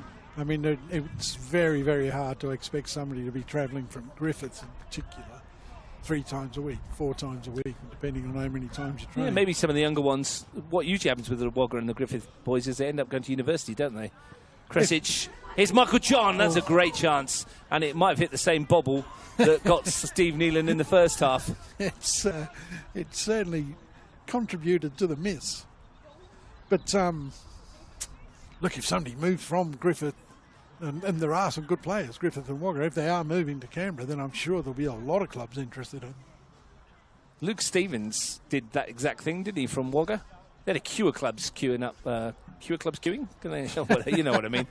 Plenty of clubs queuing up to sign Luke Stevens. Tuggeranong won that particular race. It's going to be really interesting in the off-season to see what happens. Yeah, there'll be movement. There'll be clubs looking to strengthen. There's the natural movement. How's your touch, Steve? Because Callum Cook's almost found you there.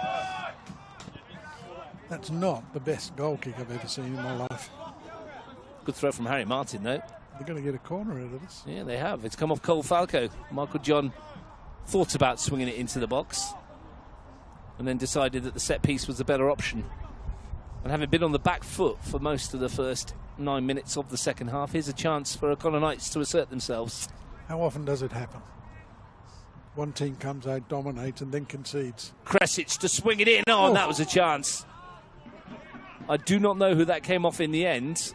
If it came off a Knights player, it is a miss and a half. I thought I thought it came off a Tuggeranong defender. I did, yeah, so did I. I'm not sure there's any Knights in the vicinity.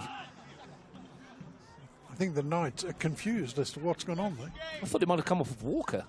I thought it came off green and white. Anyway, our decision doesn't really matter, does it? Callum Cook thought about going short to Walker. Just decided to create the 50-50 with Sakamoto, who's beaten by Vinny Sanchez. Benches might play a part in this one. Must do. Tuggeranong, Dylan Burkray, defender, Tim Santos, defender, Shabby Davis, midfielder, Nick Emmanuel, who can play up top or in defence. So Connor Knights, Cesar Ahegi is the obvious one, if he's fully fit. Jack Janke's a forward. Luka Ushibreka, who is a forward as well. Josip Boyda, the defender.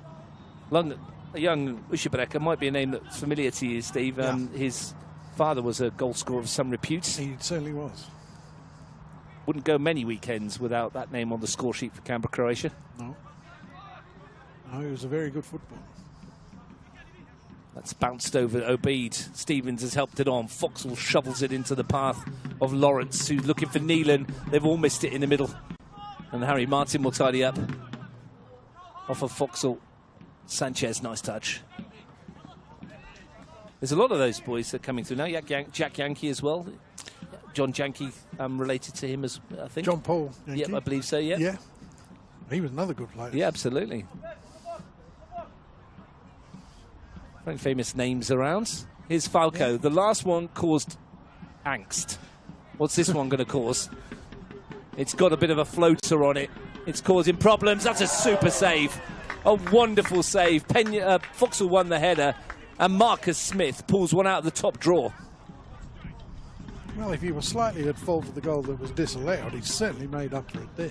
But these long throws, I can't understand why they're getting so many free players at the back post to win those headers when they know where it's going. Stevens to take again. Whips it to the near post, helped on its way and over. But again, they've made first contact with the ball there. But Foxall couldn't have met that header any better, and that is a glorious stop for young Smith. It was a great save. Probably the best save that he's made in his career so far. Plenty more to come. Yeah. He'll be pleased with that one. Well, if he made a mess of the one that was not disallowed, he's certainly redeemed himself with that. That was brilliant. And Bevan Foxall must have thought he was giving his team the lead. Pedersen wins that header. It does feel like there's going to be a goal here soon. And I think, and this will curse it, but I fancy Tuggeranong to get it. So Knights will be 2-1 up within the next 10, is what you're saying. It's a real chance. Everyone of a Tuggeranong persuasion has just groaned at their TV. They've started packing the marquee away. Nick Dahl. Challenged by Grove. Tuggeranong searching for what would be an all-important goal from them. They thought they got it from Cole Falco's throw, only to be denied by the assistant on that far side. Need to find another way. Harold Spanner deciding there was a touch after the ball across the line. I'm assuming we will ask him afterwards. Well, the thing is, it want to be that, otherwise that was a goal. The fact that it's a throw meant that everybody could go into what would normally be an offside position for the obvious reason. So he would be in a really good position to see when or if the ball was touched before it went in. Exactly, and I think that you back them over on that far side. Big decision for him as well in front of all the old boys. I tell you what, I bet he got his name called out. Yeah. Or a nickname. I'm sure there was one or two questions of, are you sure, Mr. Linesman? Yeah. Some questions about his parentage, I imagine. And I say linesman because it's the old boys. They weren't assistant referees back in the day, were they? No, they wouldn't spell that. Walker for Tuggeranong United. Modern day Tuggeranong United. Searching for finals football. Lawrence under pressure from Driscoll, who's done well to win it and find Cerruti. Kresic ahead of him, and well, it's not the best of balls from Jenna Cerruti. No. And he has been largely anonymous in this second half so far, Cerruti. Did quite well first half. Well, he almost scored a spectacular goal, didn't he? He almost had one of the contenders for goal of the season. We've seen two fantastic saves today. Yeah, we have. Foxall with a bass, and this will be another chance for Cole Falco to throw this one in, and I don't think anyone is really going to complain here at this venue if they keep launching this in all day. It might not be the purest form of football you'll see, but it is part of the game. If it was a free kick from a similar spot, they'd still put it in the box. Exactly. Here he goes again, Falco. They're crowding the goalkeeper in that 6-yard box. And the throw is a good one, and Smith comes to punch. Came off Sanchez. It was a free punch, almost chest high for him in the end. Yeah, I'm not sure that was the best option, but it's worked. And Sanchez has overhit that. And I wonder if he was having a go, because Cook was off his line, and he's just mishit the shot. Because if it was a pass, it was horrible. it wasn't ideal, was it? No. I mean, even if it was a shot at goal, it wasn't the most accurate. No. Well, there's an edge to this, because O'Connor look likely when they go forward as well. And that may be a function of Tuggeranong getting increasingly desperate to score. They don't need to score at the moment. No. And I say at the moment as Foxall puts the pressure on Martin, because things can change in an instant. But they want to score, don't they? They would love the 3 points, exactly. They would have looked at this and gone, well, this is a chance against a team at the bottom of the table to take the 3 points. Foxall looks for Neelan. It's too much pace for the back four. If they can get him into space, there's a chance. We'll dink into the middle, and there's a chance for Stevens. Not the best header, was it? Mind you, he would have had to generate a lot of power from that sort of distance to make. Mitch Stevens has seen enough in terms of what's going on out there at the moment. He's switching to the bench, and he's looking to Nick Emmanuel and Xabi Davis, it would seem. Zach Lawrence and Luke Stevens, his last touch of the ball. So this might mean that Pena will drop into a wider position and Xabi Davis might go into the central area. And Nick Emmanuel, well, he's normally a forward, but he's been playing fullback a fair bit as well. So we'll see where he drops in. He looks like he's dropped into Zach Lawrence's spot on that right-hand side. But when he's played up front, he's done very, very well. We did a game at Gungahlin Enclosed where he went up front and he basically changed the game. The first roll of the dice from the bench is Mitch Stevens. That flick on might be a chance for a Heggie, who's come on at the same time for O'Connor Knight. His first chance of the ball, and he's just put it just wide. Might have got a nick off of Callum Cook. And Heggie came on exactly the same time as those two subs. I didn't see who went off. I haven't yet. I was just too busy looking at the other ones at the moment. Must be somebody gone off. Well, we'll double check that for you in a moment. I think it might be Ibrahim Obeid. No, he's there. Niko Kresic has made way. Has he? Looks like it. And good striker to have on. I say Sir Heggie just popped himself into the centre forward position. Michael John will take the corner kick and whip it into the air. Dangerous one. Dahl was there, and it wasn't too far away. Didn't get enough on it, and neither did Jenna Cerruti. Chances. Yeah, big chance. Big chance. Certainly at the far post, you would expect Cerruti to be a lot more confident on the end of that. So the introduction of Sosa Heggie will give them more firepower up top. Certainly give them pace and strength. Here he is. Had a good season with Tuggeranong United, Sosa Heggie. Way back when. Here's Nick Dahl. Driscoll sweeps that in just over the head of everybody. Cesar Heggie, 76 goals in 185 games, 5 of them this season. Truncated year for him as well. He went overseas. Got married, I believe. He did, and then went overseas on his honeymoon for a bit, didn't he? 10 matches he started this year, 3 off the bench. On his day, unplayable. Yeah. It's whether his day comes often enough is the question that people ask. In his 30s now. God, I remember him as a kid at Belcon. Absolutely. Made me feel old when he told me that as well. He was super raw back then, wasn't he? Absolutely. I used to remember watching Cesar Heggie and seeing some days he would score 5 or 6 a game, and some days he couldn't hit the proverbial barn door. No. It was so inconsistent. It would take him 5 or 6 yards to catch up with his first touch. When he was bad, he was really bad. But when he was on, goodness me, he scored goals. Yeah, unplayable. Here goes Falco. Again into the area. Met at the near post by Kresic, who was still on, so that puts that kibosh. See who's gone off. We will figure it out for you. Didn't see it at the time.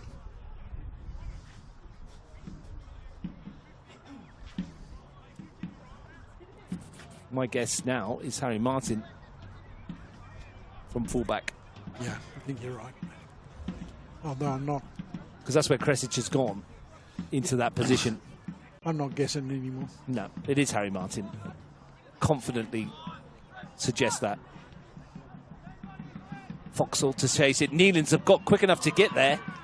Smith did enough. It's still alive. Nealon into the middle. Foxall can't get there. Sakamoto might. And couldn't quite turn it in, but that was handball. And it's Luke Sakamoto. Yeah, again, a little bit hesitant, the goalkeeper. Probably should have got there before Nealon, but Nealon's pace catches people out. Now then, Aisha Strutt is heading off towards the bench to have a word with someone.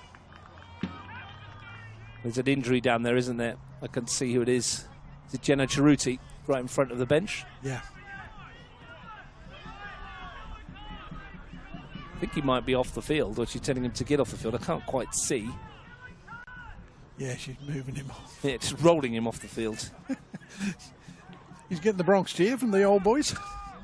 As you'd expect. Oh, nothing less. Gungahlin now lead Tuggeranong United by 3-0 over at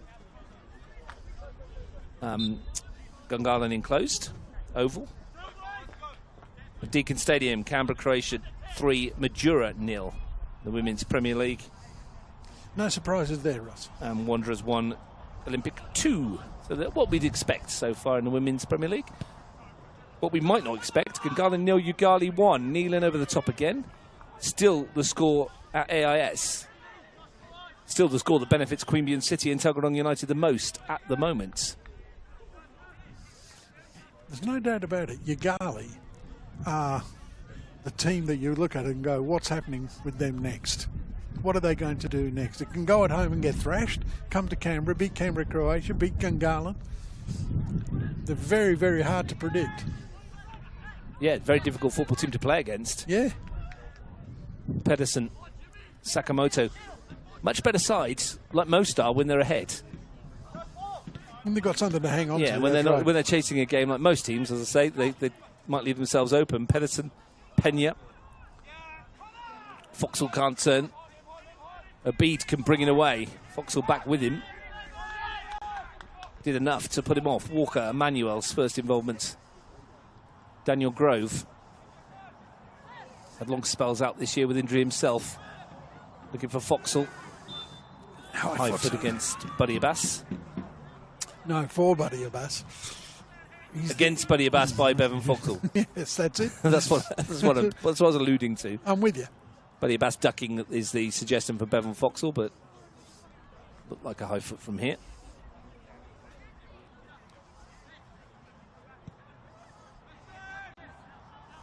Ehegi. So 25 minutes or so to play. Well, 22 minutes to play now, halfway through the second half. Still awaiting what might be the defining moment of this fixture.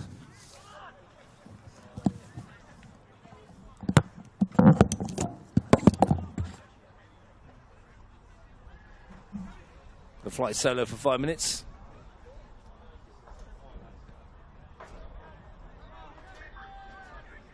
Steve's off to freshen up. Cole Parko has a chance to launch this one in front of the old boys. Drums are beating, chants are chanting. Falco in, Foxall's touch on. Might come out here for Pena. Foxall again, drives through the crowd, ricochets, could have gone anywhere.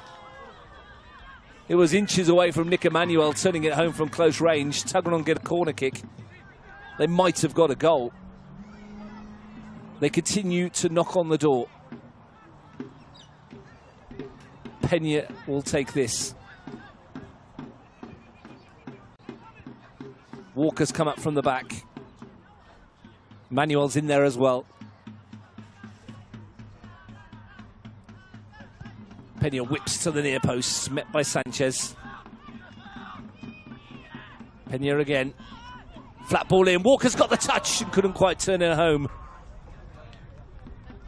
Nicked in front of Smith. Needed a feather-light finish from Sam Walker. Just got too much of a big toe on it. Another half chance goes begging for the hosts.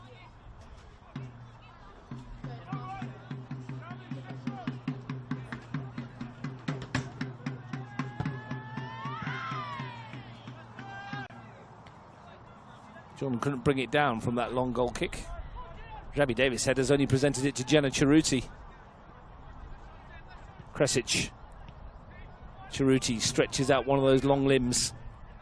Kresic again. Blocked by Emmanuel, who's gone away from Obid, who's brought him down, and we'll see yellow, the first card of the match. Probably a decent yellow card to take for Ibrahim Obid, otherwise Nick Emmanuel might have been getting away. But brought down. Steve Forshaw is back with us. Welcome back, Steve. It's 3-3. Did you miss me? Well, while you were away, there was half a chance that Nick Emanuel almost turned home, and Sam Walker nipped in and tipped one over the goalkeeper, just too much on it. Tuggeranong have had a couple of half openings. I should go again.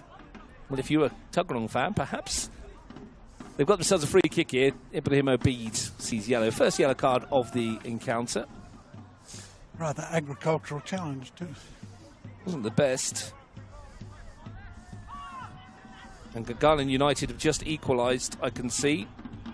Looks like Ayu Kimura has pulled them level at the AIS. As Walker sends this in, helps it on its way. A goal So Gungahlin much United 1, Gungahlin United 1, Ugali 1. Sorry, Steve, you were saying? A goal much needed by Gungahlin. Well, if you needed any indication of what it meant to them, they didn't really celebrate it. Kimura went straight into the net to pick it up and go and bring it forward. So 1-1 there, 1-1 here. It's as you were in the league standings. Driscoll. Gungahlin might be favoured to go on and win that one now. And here's Michael John on the turn. Well, he's a better player than that, isn't he? Yeah. I've seen him score from that kind of situation. He's cross with himself because he didn't quite catch the finish. Seemed to rush it a bit. I thought he had more time than perhaps he realised. And then had he been a little bit more composed, I'm backing him to score. But Tuggeranong breathe again. As we stand, Tuggeranong 25, Queanbeyan 24, Gungahlin 23. Next week is really interesting the way it's shaping up. Well, if it stays this way across these two games, advantage Tuggeranong with a trip to the league champions. They could afford to lose as long as Queanbeyan didn't win away at Tigers and Gungahlin didn't win away at Panthers. That's right. Now, the way the fixtures move and next week, they will know what they need to do by Sunday afternoon because their two rivals will play on Saturday. Queanbeyan at 3 o'clock, first off the bat against Tigers. That will let Gungahlin know what they need to do. At 5:45 against the Panthers at Strider Park, and when that finishes, well then, there's a little bit of argy-bargy here. And Tuggeranong will know what they need to do at Deakin Stadium. Wasn't a lot in that, I didn't think. No, it didn't look pretty much. But maybe just tensions ratcheted up a notch. At the end, it's a little bit of handbags in it. There's, excuse me, very little going on other than some harsh words.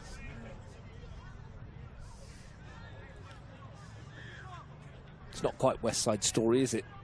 So no matter what happens on Saturday, Tuggeranong will got everything to play for on Sunday. Well, everything and nothing, depending on how the results go. Well, they'll still be in the hunt. Well, if the results go their way on Saturday, there's nothing to play for on Sunday because they'll be in the 4. Well, that's true. So we'll, no, but if the yeah, so they are in the box seat right at this moment, even if Gungahlin score again, of course, because they will be ahead of them on goal difference. God, that will make a big difference. Because that means that Gungahlin will only need a point next week as well. Well, there's a scenario again, and I know there's so many scenarios, that Gungahlin get a goal today and go on to 25. Tuggeranong draw here on 25. The goal difference stays the same. The Gunners will be like, I think it's will be about 8 or 9 behind. Well, there's a red card here for Ibrahim Obeid for something he said. He just wouldn't. He just would not give it up, would he? He's walking the wrong way too. He's going to have to come off. Well, whilst we're discussing what might happen next week, in the here and now, as we're waiting for the free kick, advantage Tuggeranong United. And Ibrahim Obeid sees himself sent off. And I think it was a straight red, wasn't it? I didn't see a second yellow, unless I'm mistaken. Straight red by the looks of it. Well, that changes the complexion of it all again. And discretion's been the better part of Valerie. He is not making the walk of shame in front of the old boys. It's a longer walk, but it's probably the more sensible one of the two. He clapped them on the way out because they were giving him a bit of stick, and he gave them a round of applause. So he's decided that he will retreat around the right-hand goal. Well, now 10 men for Tuggeranong United to play against for the next 15 minutes. Got a message. Shouldn't all games next week be played at the same time? Well, we had this conversation at the start of the broadcast. And is this Frank Casius? No, this wasn't. But yes, we seem to think that would be ideal, but that won't be the case. Sam Walker to take this free kick. Tuggeranong would love a second, and now you'd have to fancy them maybe to get it against the 10 men. Yeah. And if you're Nick Tyther and O'Connor Knight's coaching staff, you're scratching your head in bewilderment right now. Because Ibrahim Obeid has talked himself into a red card. I think Aisha Strutt didn't want to give him one. She gave him enough time to chat away. And then in the end, it was just one thing too many. Yeah, and look, he has obviously left her no choice but to take action. And if that is the case, he's only got himself to blame. Well, as if Tuggeranong needed a lift, so they've got one. Jabby Davis, what a tackle that is from Isos Rahegi. And here's Chiruti. It's opened up for him on that left foot. Couldn't get the power to trouble Cal Cook. No, it wasn't the greatest of angles for him, but how well did Hagi do to win that back and then play an inch-perfect pass into Chiruti.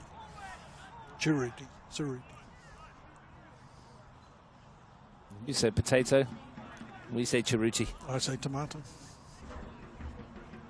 Understand you might have a technical difficulty on your game at the AIS, that the feed might have gone down.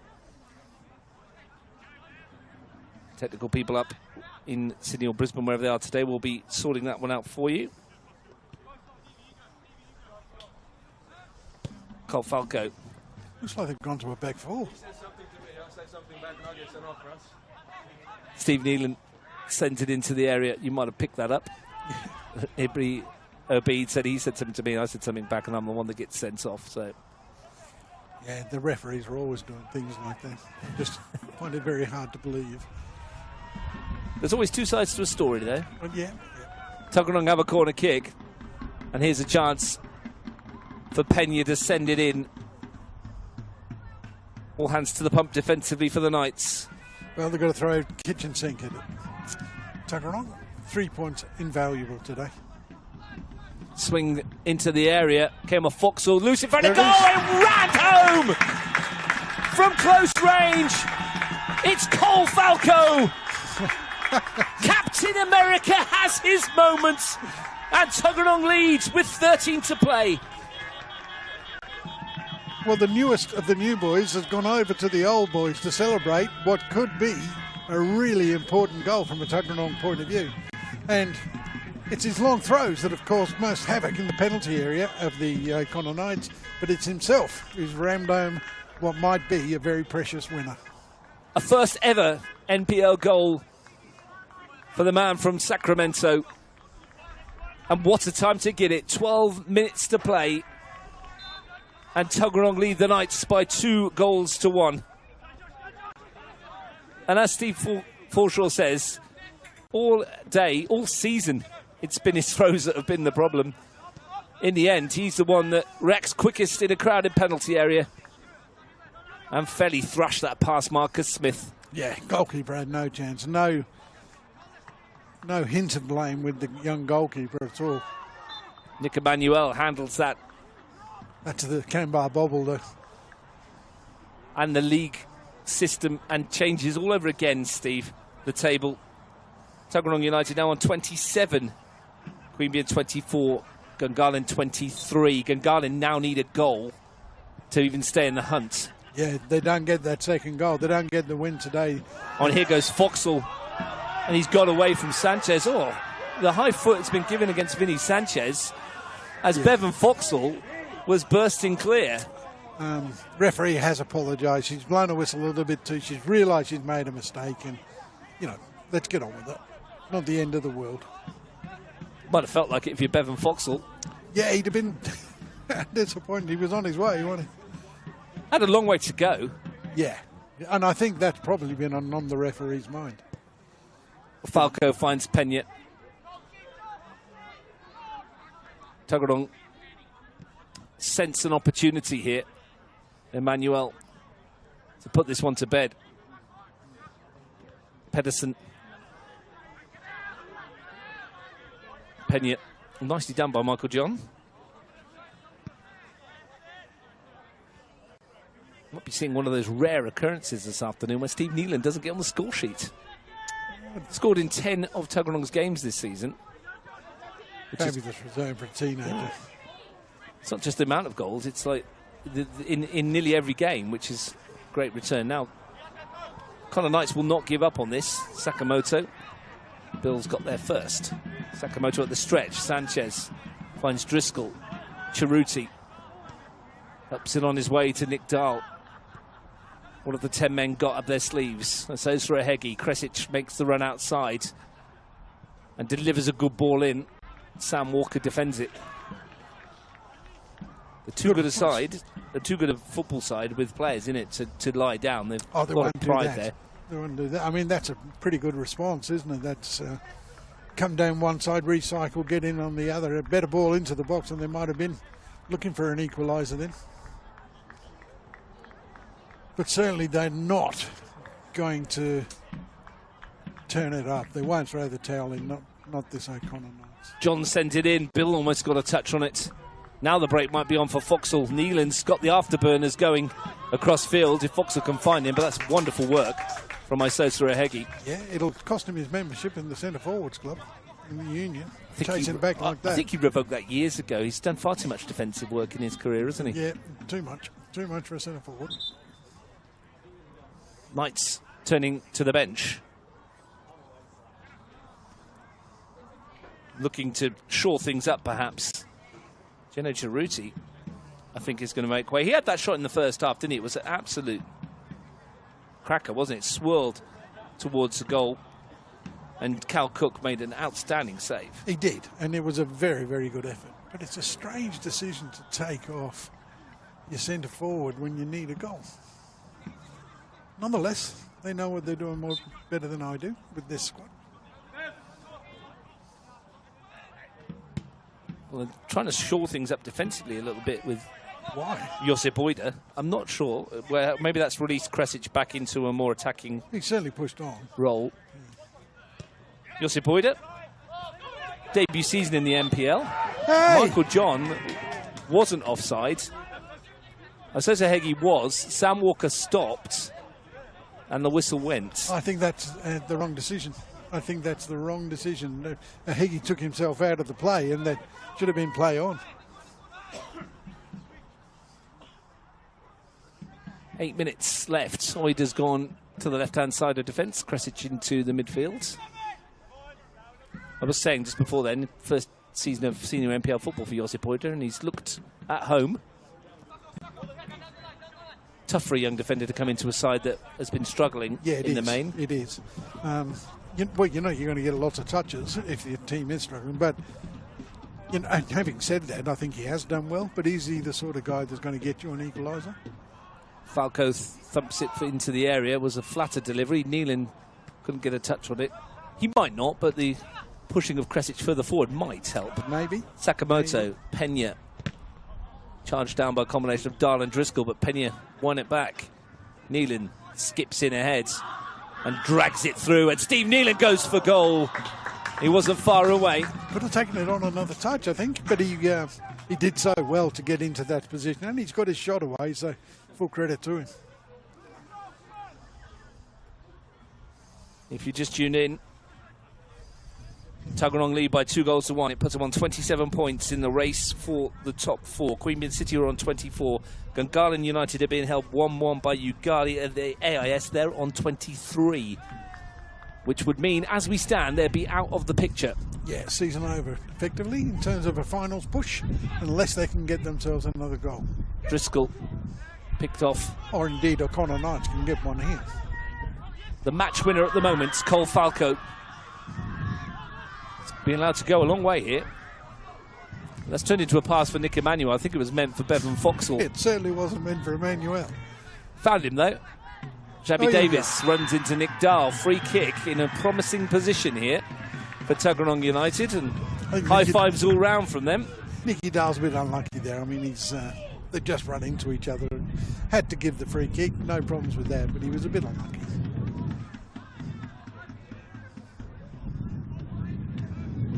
Don't know what's going on at the AIS, but they've all stopped for some reason. I think there's an injury somewhere.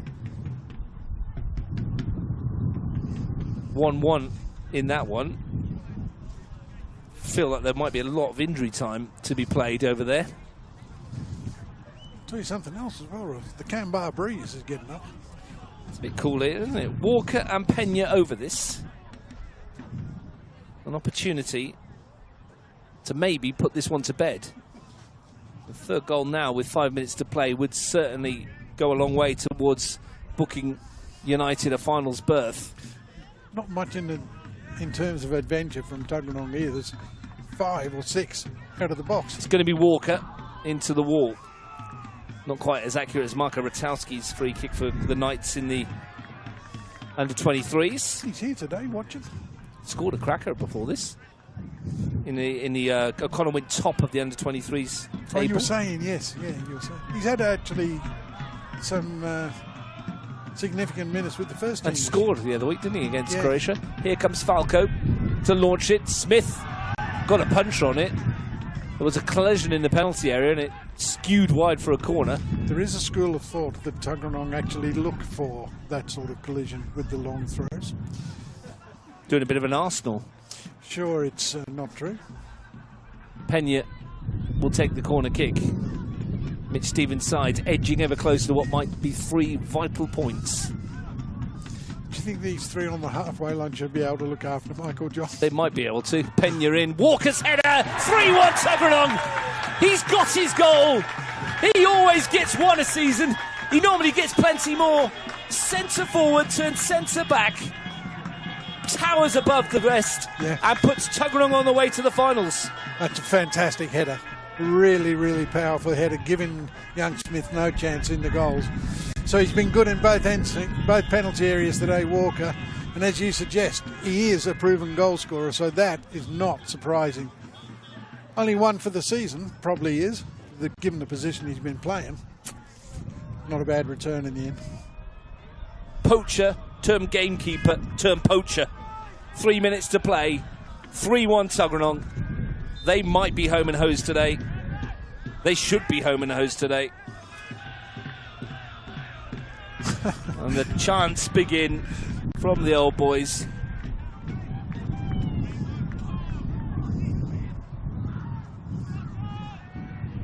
Not only is it 3 goals, it means their goal difference will drop down to -15, exactly the same.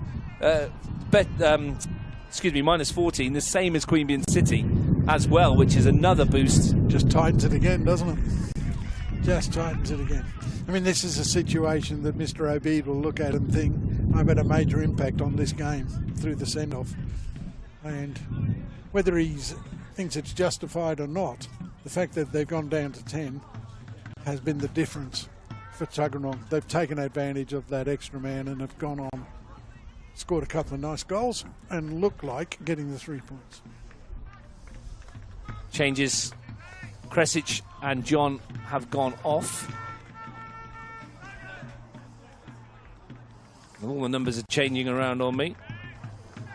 Tuggeranong are making a change as well. Sakamoto, I think is his name. He's gone off. Number 2 has come on.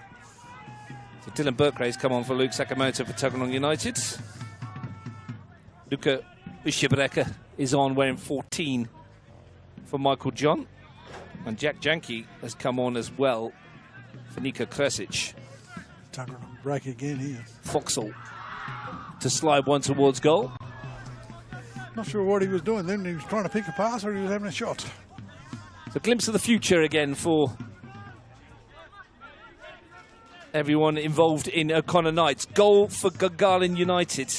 They lead at the AIS by 2-1. That keeps them in hunt. All to play for next week. Queanbeyan will be sitting at home going, oh my God, how has this turned against us? Well, they've suddenly dropped from 4th to 6th. Yeah. Gungahlin United's goal.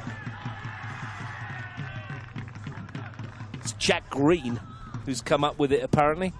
Header at the far post? I didn't see it, but it's a Jack Green goal. He's been out for weeks. Yeah, he did a hamstring just before the Friday night game that you and I did. Mr. Gungahlin United coming up trumps when it matters most. Yep. And it's changed again. Tuggeranong United 27, Gungahlin 25, Queanbeyan 24. And that goal difference we were talking about might be important. It might be. Falco to go for what feels like the 100th time today from that position as well. Decides to go short for Foxall.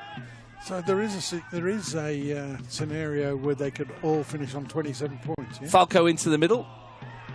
Is that right, Russ? Well, at the moment, Tuggeranong 27, Gungahlin 27, Gungahlin 25. They can't get up to 27. No, okay. Aren't they 26? They're 25 with the win today. Should it stay that way, of course, at the AIS.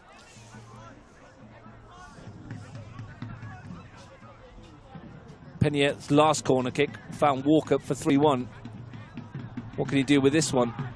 Oh, it's found the overheads, acrobatics. That Falco again, he's got the taste at the moment. Goal scoring machine. Trying to Rooney. It's going to be an incredible next week to watch what happens. Gungahlin, no matter what happens with the Queanbeyan game, Gungahlin will know that they can go to Panthers. If they get a win, they put the pressure on Tuggeranong. If they get a win against Panthers, Tuggeranong needs something against the champions. And there's probably, you were mentioning it at the start of the broadcast, that it may well be a good time to play Canberra Croatia. Well, it might not, because there'll be players that will be rested, but there'll be players that are coming in that will be looking to get those spots. So, and they're going to get the trophy presented next week as well, and they don't want to lose or draw at home on that day. Foxall's nodded on towards Davies. Might come for Pena, doesn't. Canberra Croatia don't want to lose at any stage, but they're also practical. They'll have a look and know what they need to do. They've not only got a final series to play, they've also got... Oh, here goes the Heggie. Sorry, Steve. Just come back to that in a minute. Connor Beale has a go.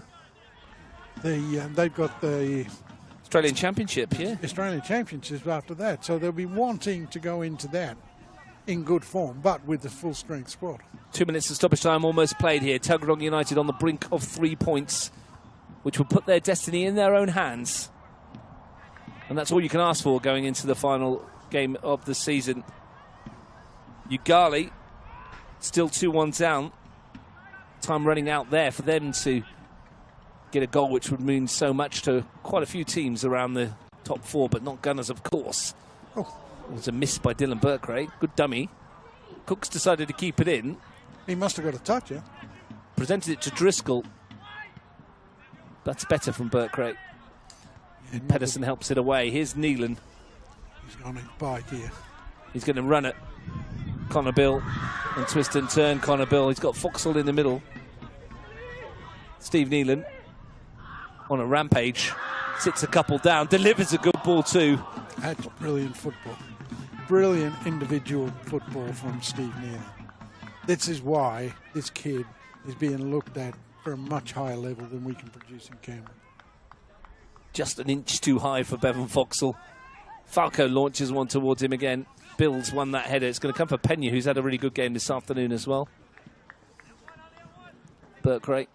He's somebody that's not been a regular starter, Pena, but he's done enough in the midfield today to actually give Mitch Stevens something to think about. He started the last couple, and he's kept Shabby Davis out of the lineup, which is no mean feat. Here's Buddy Abbas for the Knights, who were very much in this contest, so they went down to 10. Yeah. Well, he got a touch forwards. We'll get a chance to go around the long way of Nick Emmanuel, who's a tough competitor. And Grove can find Foxall. He just rolls it past his marker. Connor Bill's come across. Foxall's there. Pedersen's got acres here for Tuggeranong. Josh Pedersen. Can he seal it? Pedersen, and it bobbles wide. Wasn't the best of balls from Foxall. Just had made him wait a little bit. Played another yard or a metre or two in front of him, and he's in on goal, and it's a much easier finish. But good break. Good transition from Tuggeranong against a team that is pushing hard to try and get back in the game and leaving gaps. We're into the 5th minute of stoppage time. There can't be an awful lot left. Emmanuel's won the header. Sosia Heggie's brought it down. They're into stoppage time at the AIS as well. And Garland still lead there. Neelan on his bike. Flag stays down. Chance for the coup de grace. Steve Neelan saved. Again, a bit too greedy. Had to play Foxall. But payback perhaps in the first half. Foxall was square, wasn't he? Yep. Well, they've won it back from Pedersen. They still might get a chance for a 4th. Neelan, horrible bobble on him again. Pena runs onto it. Comedy capers at the back.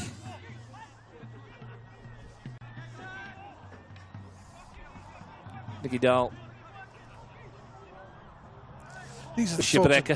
Sorry, but I was just going to say that these are the sorts of decisions we've just seen from Neelan and in the first half from Foxall that in tight games can become really important. Well, they're not going to get that many chances of opportunities like that next week, are they? Against Croatia. So. No. You think those opportunities need to be taken.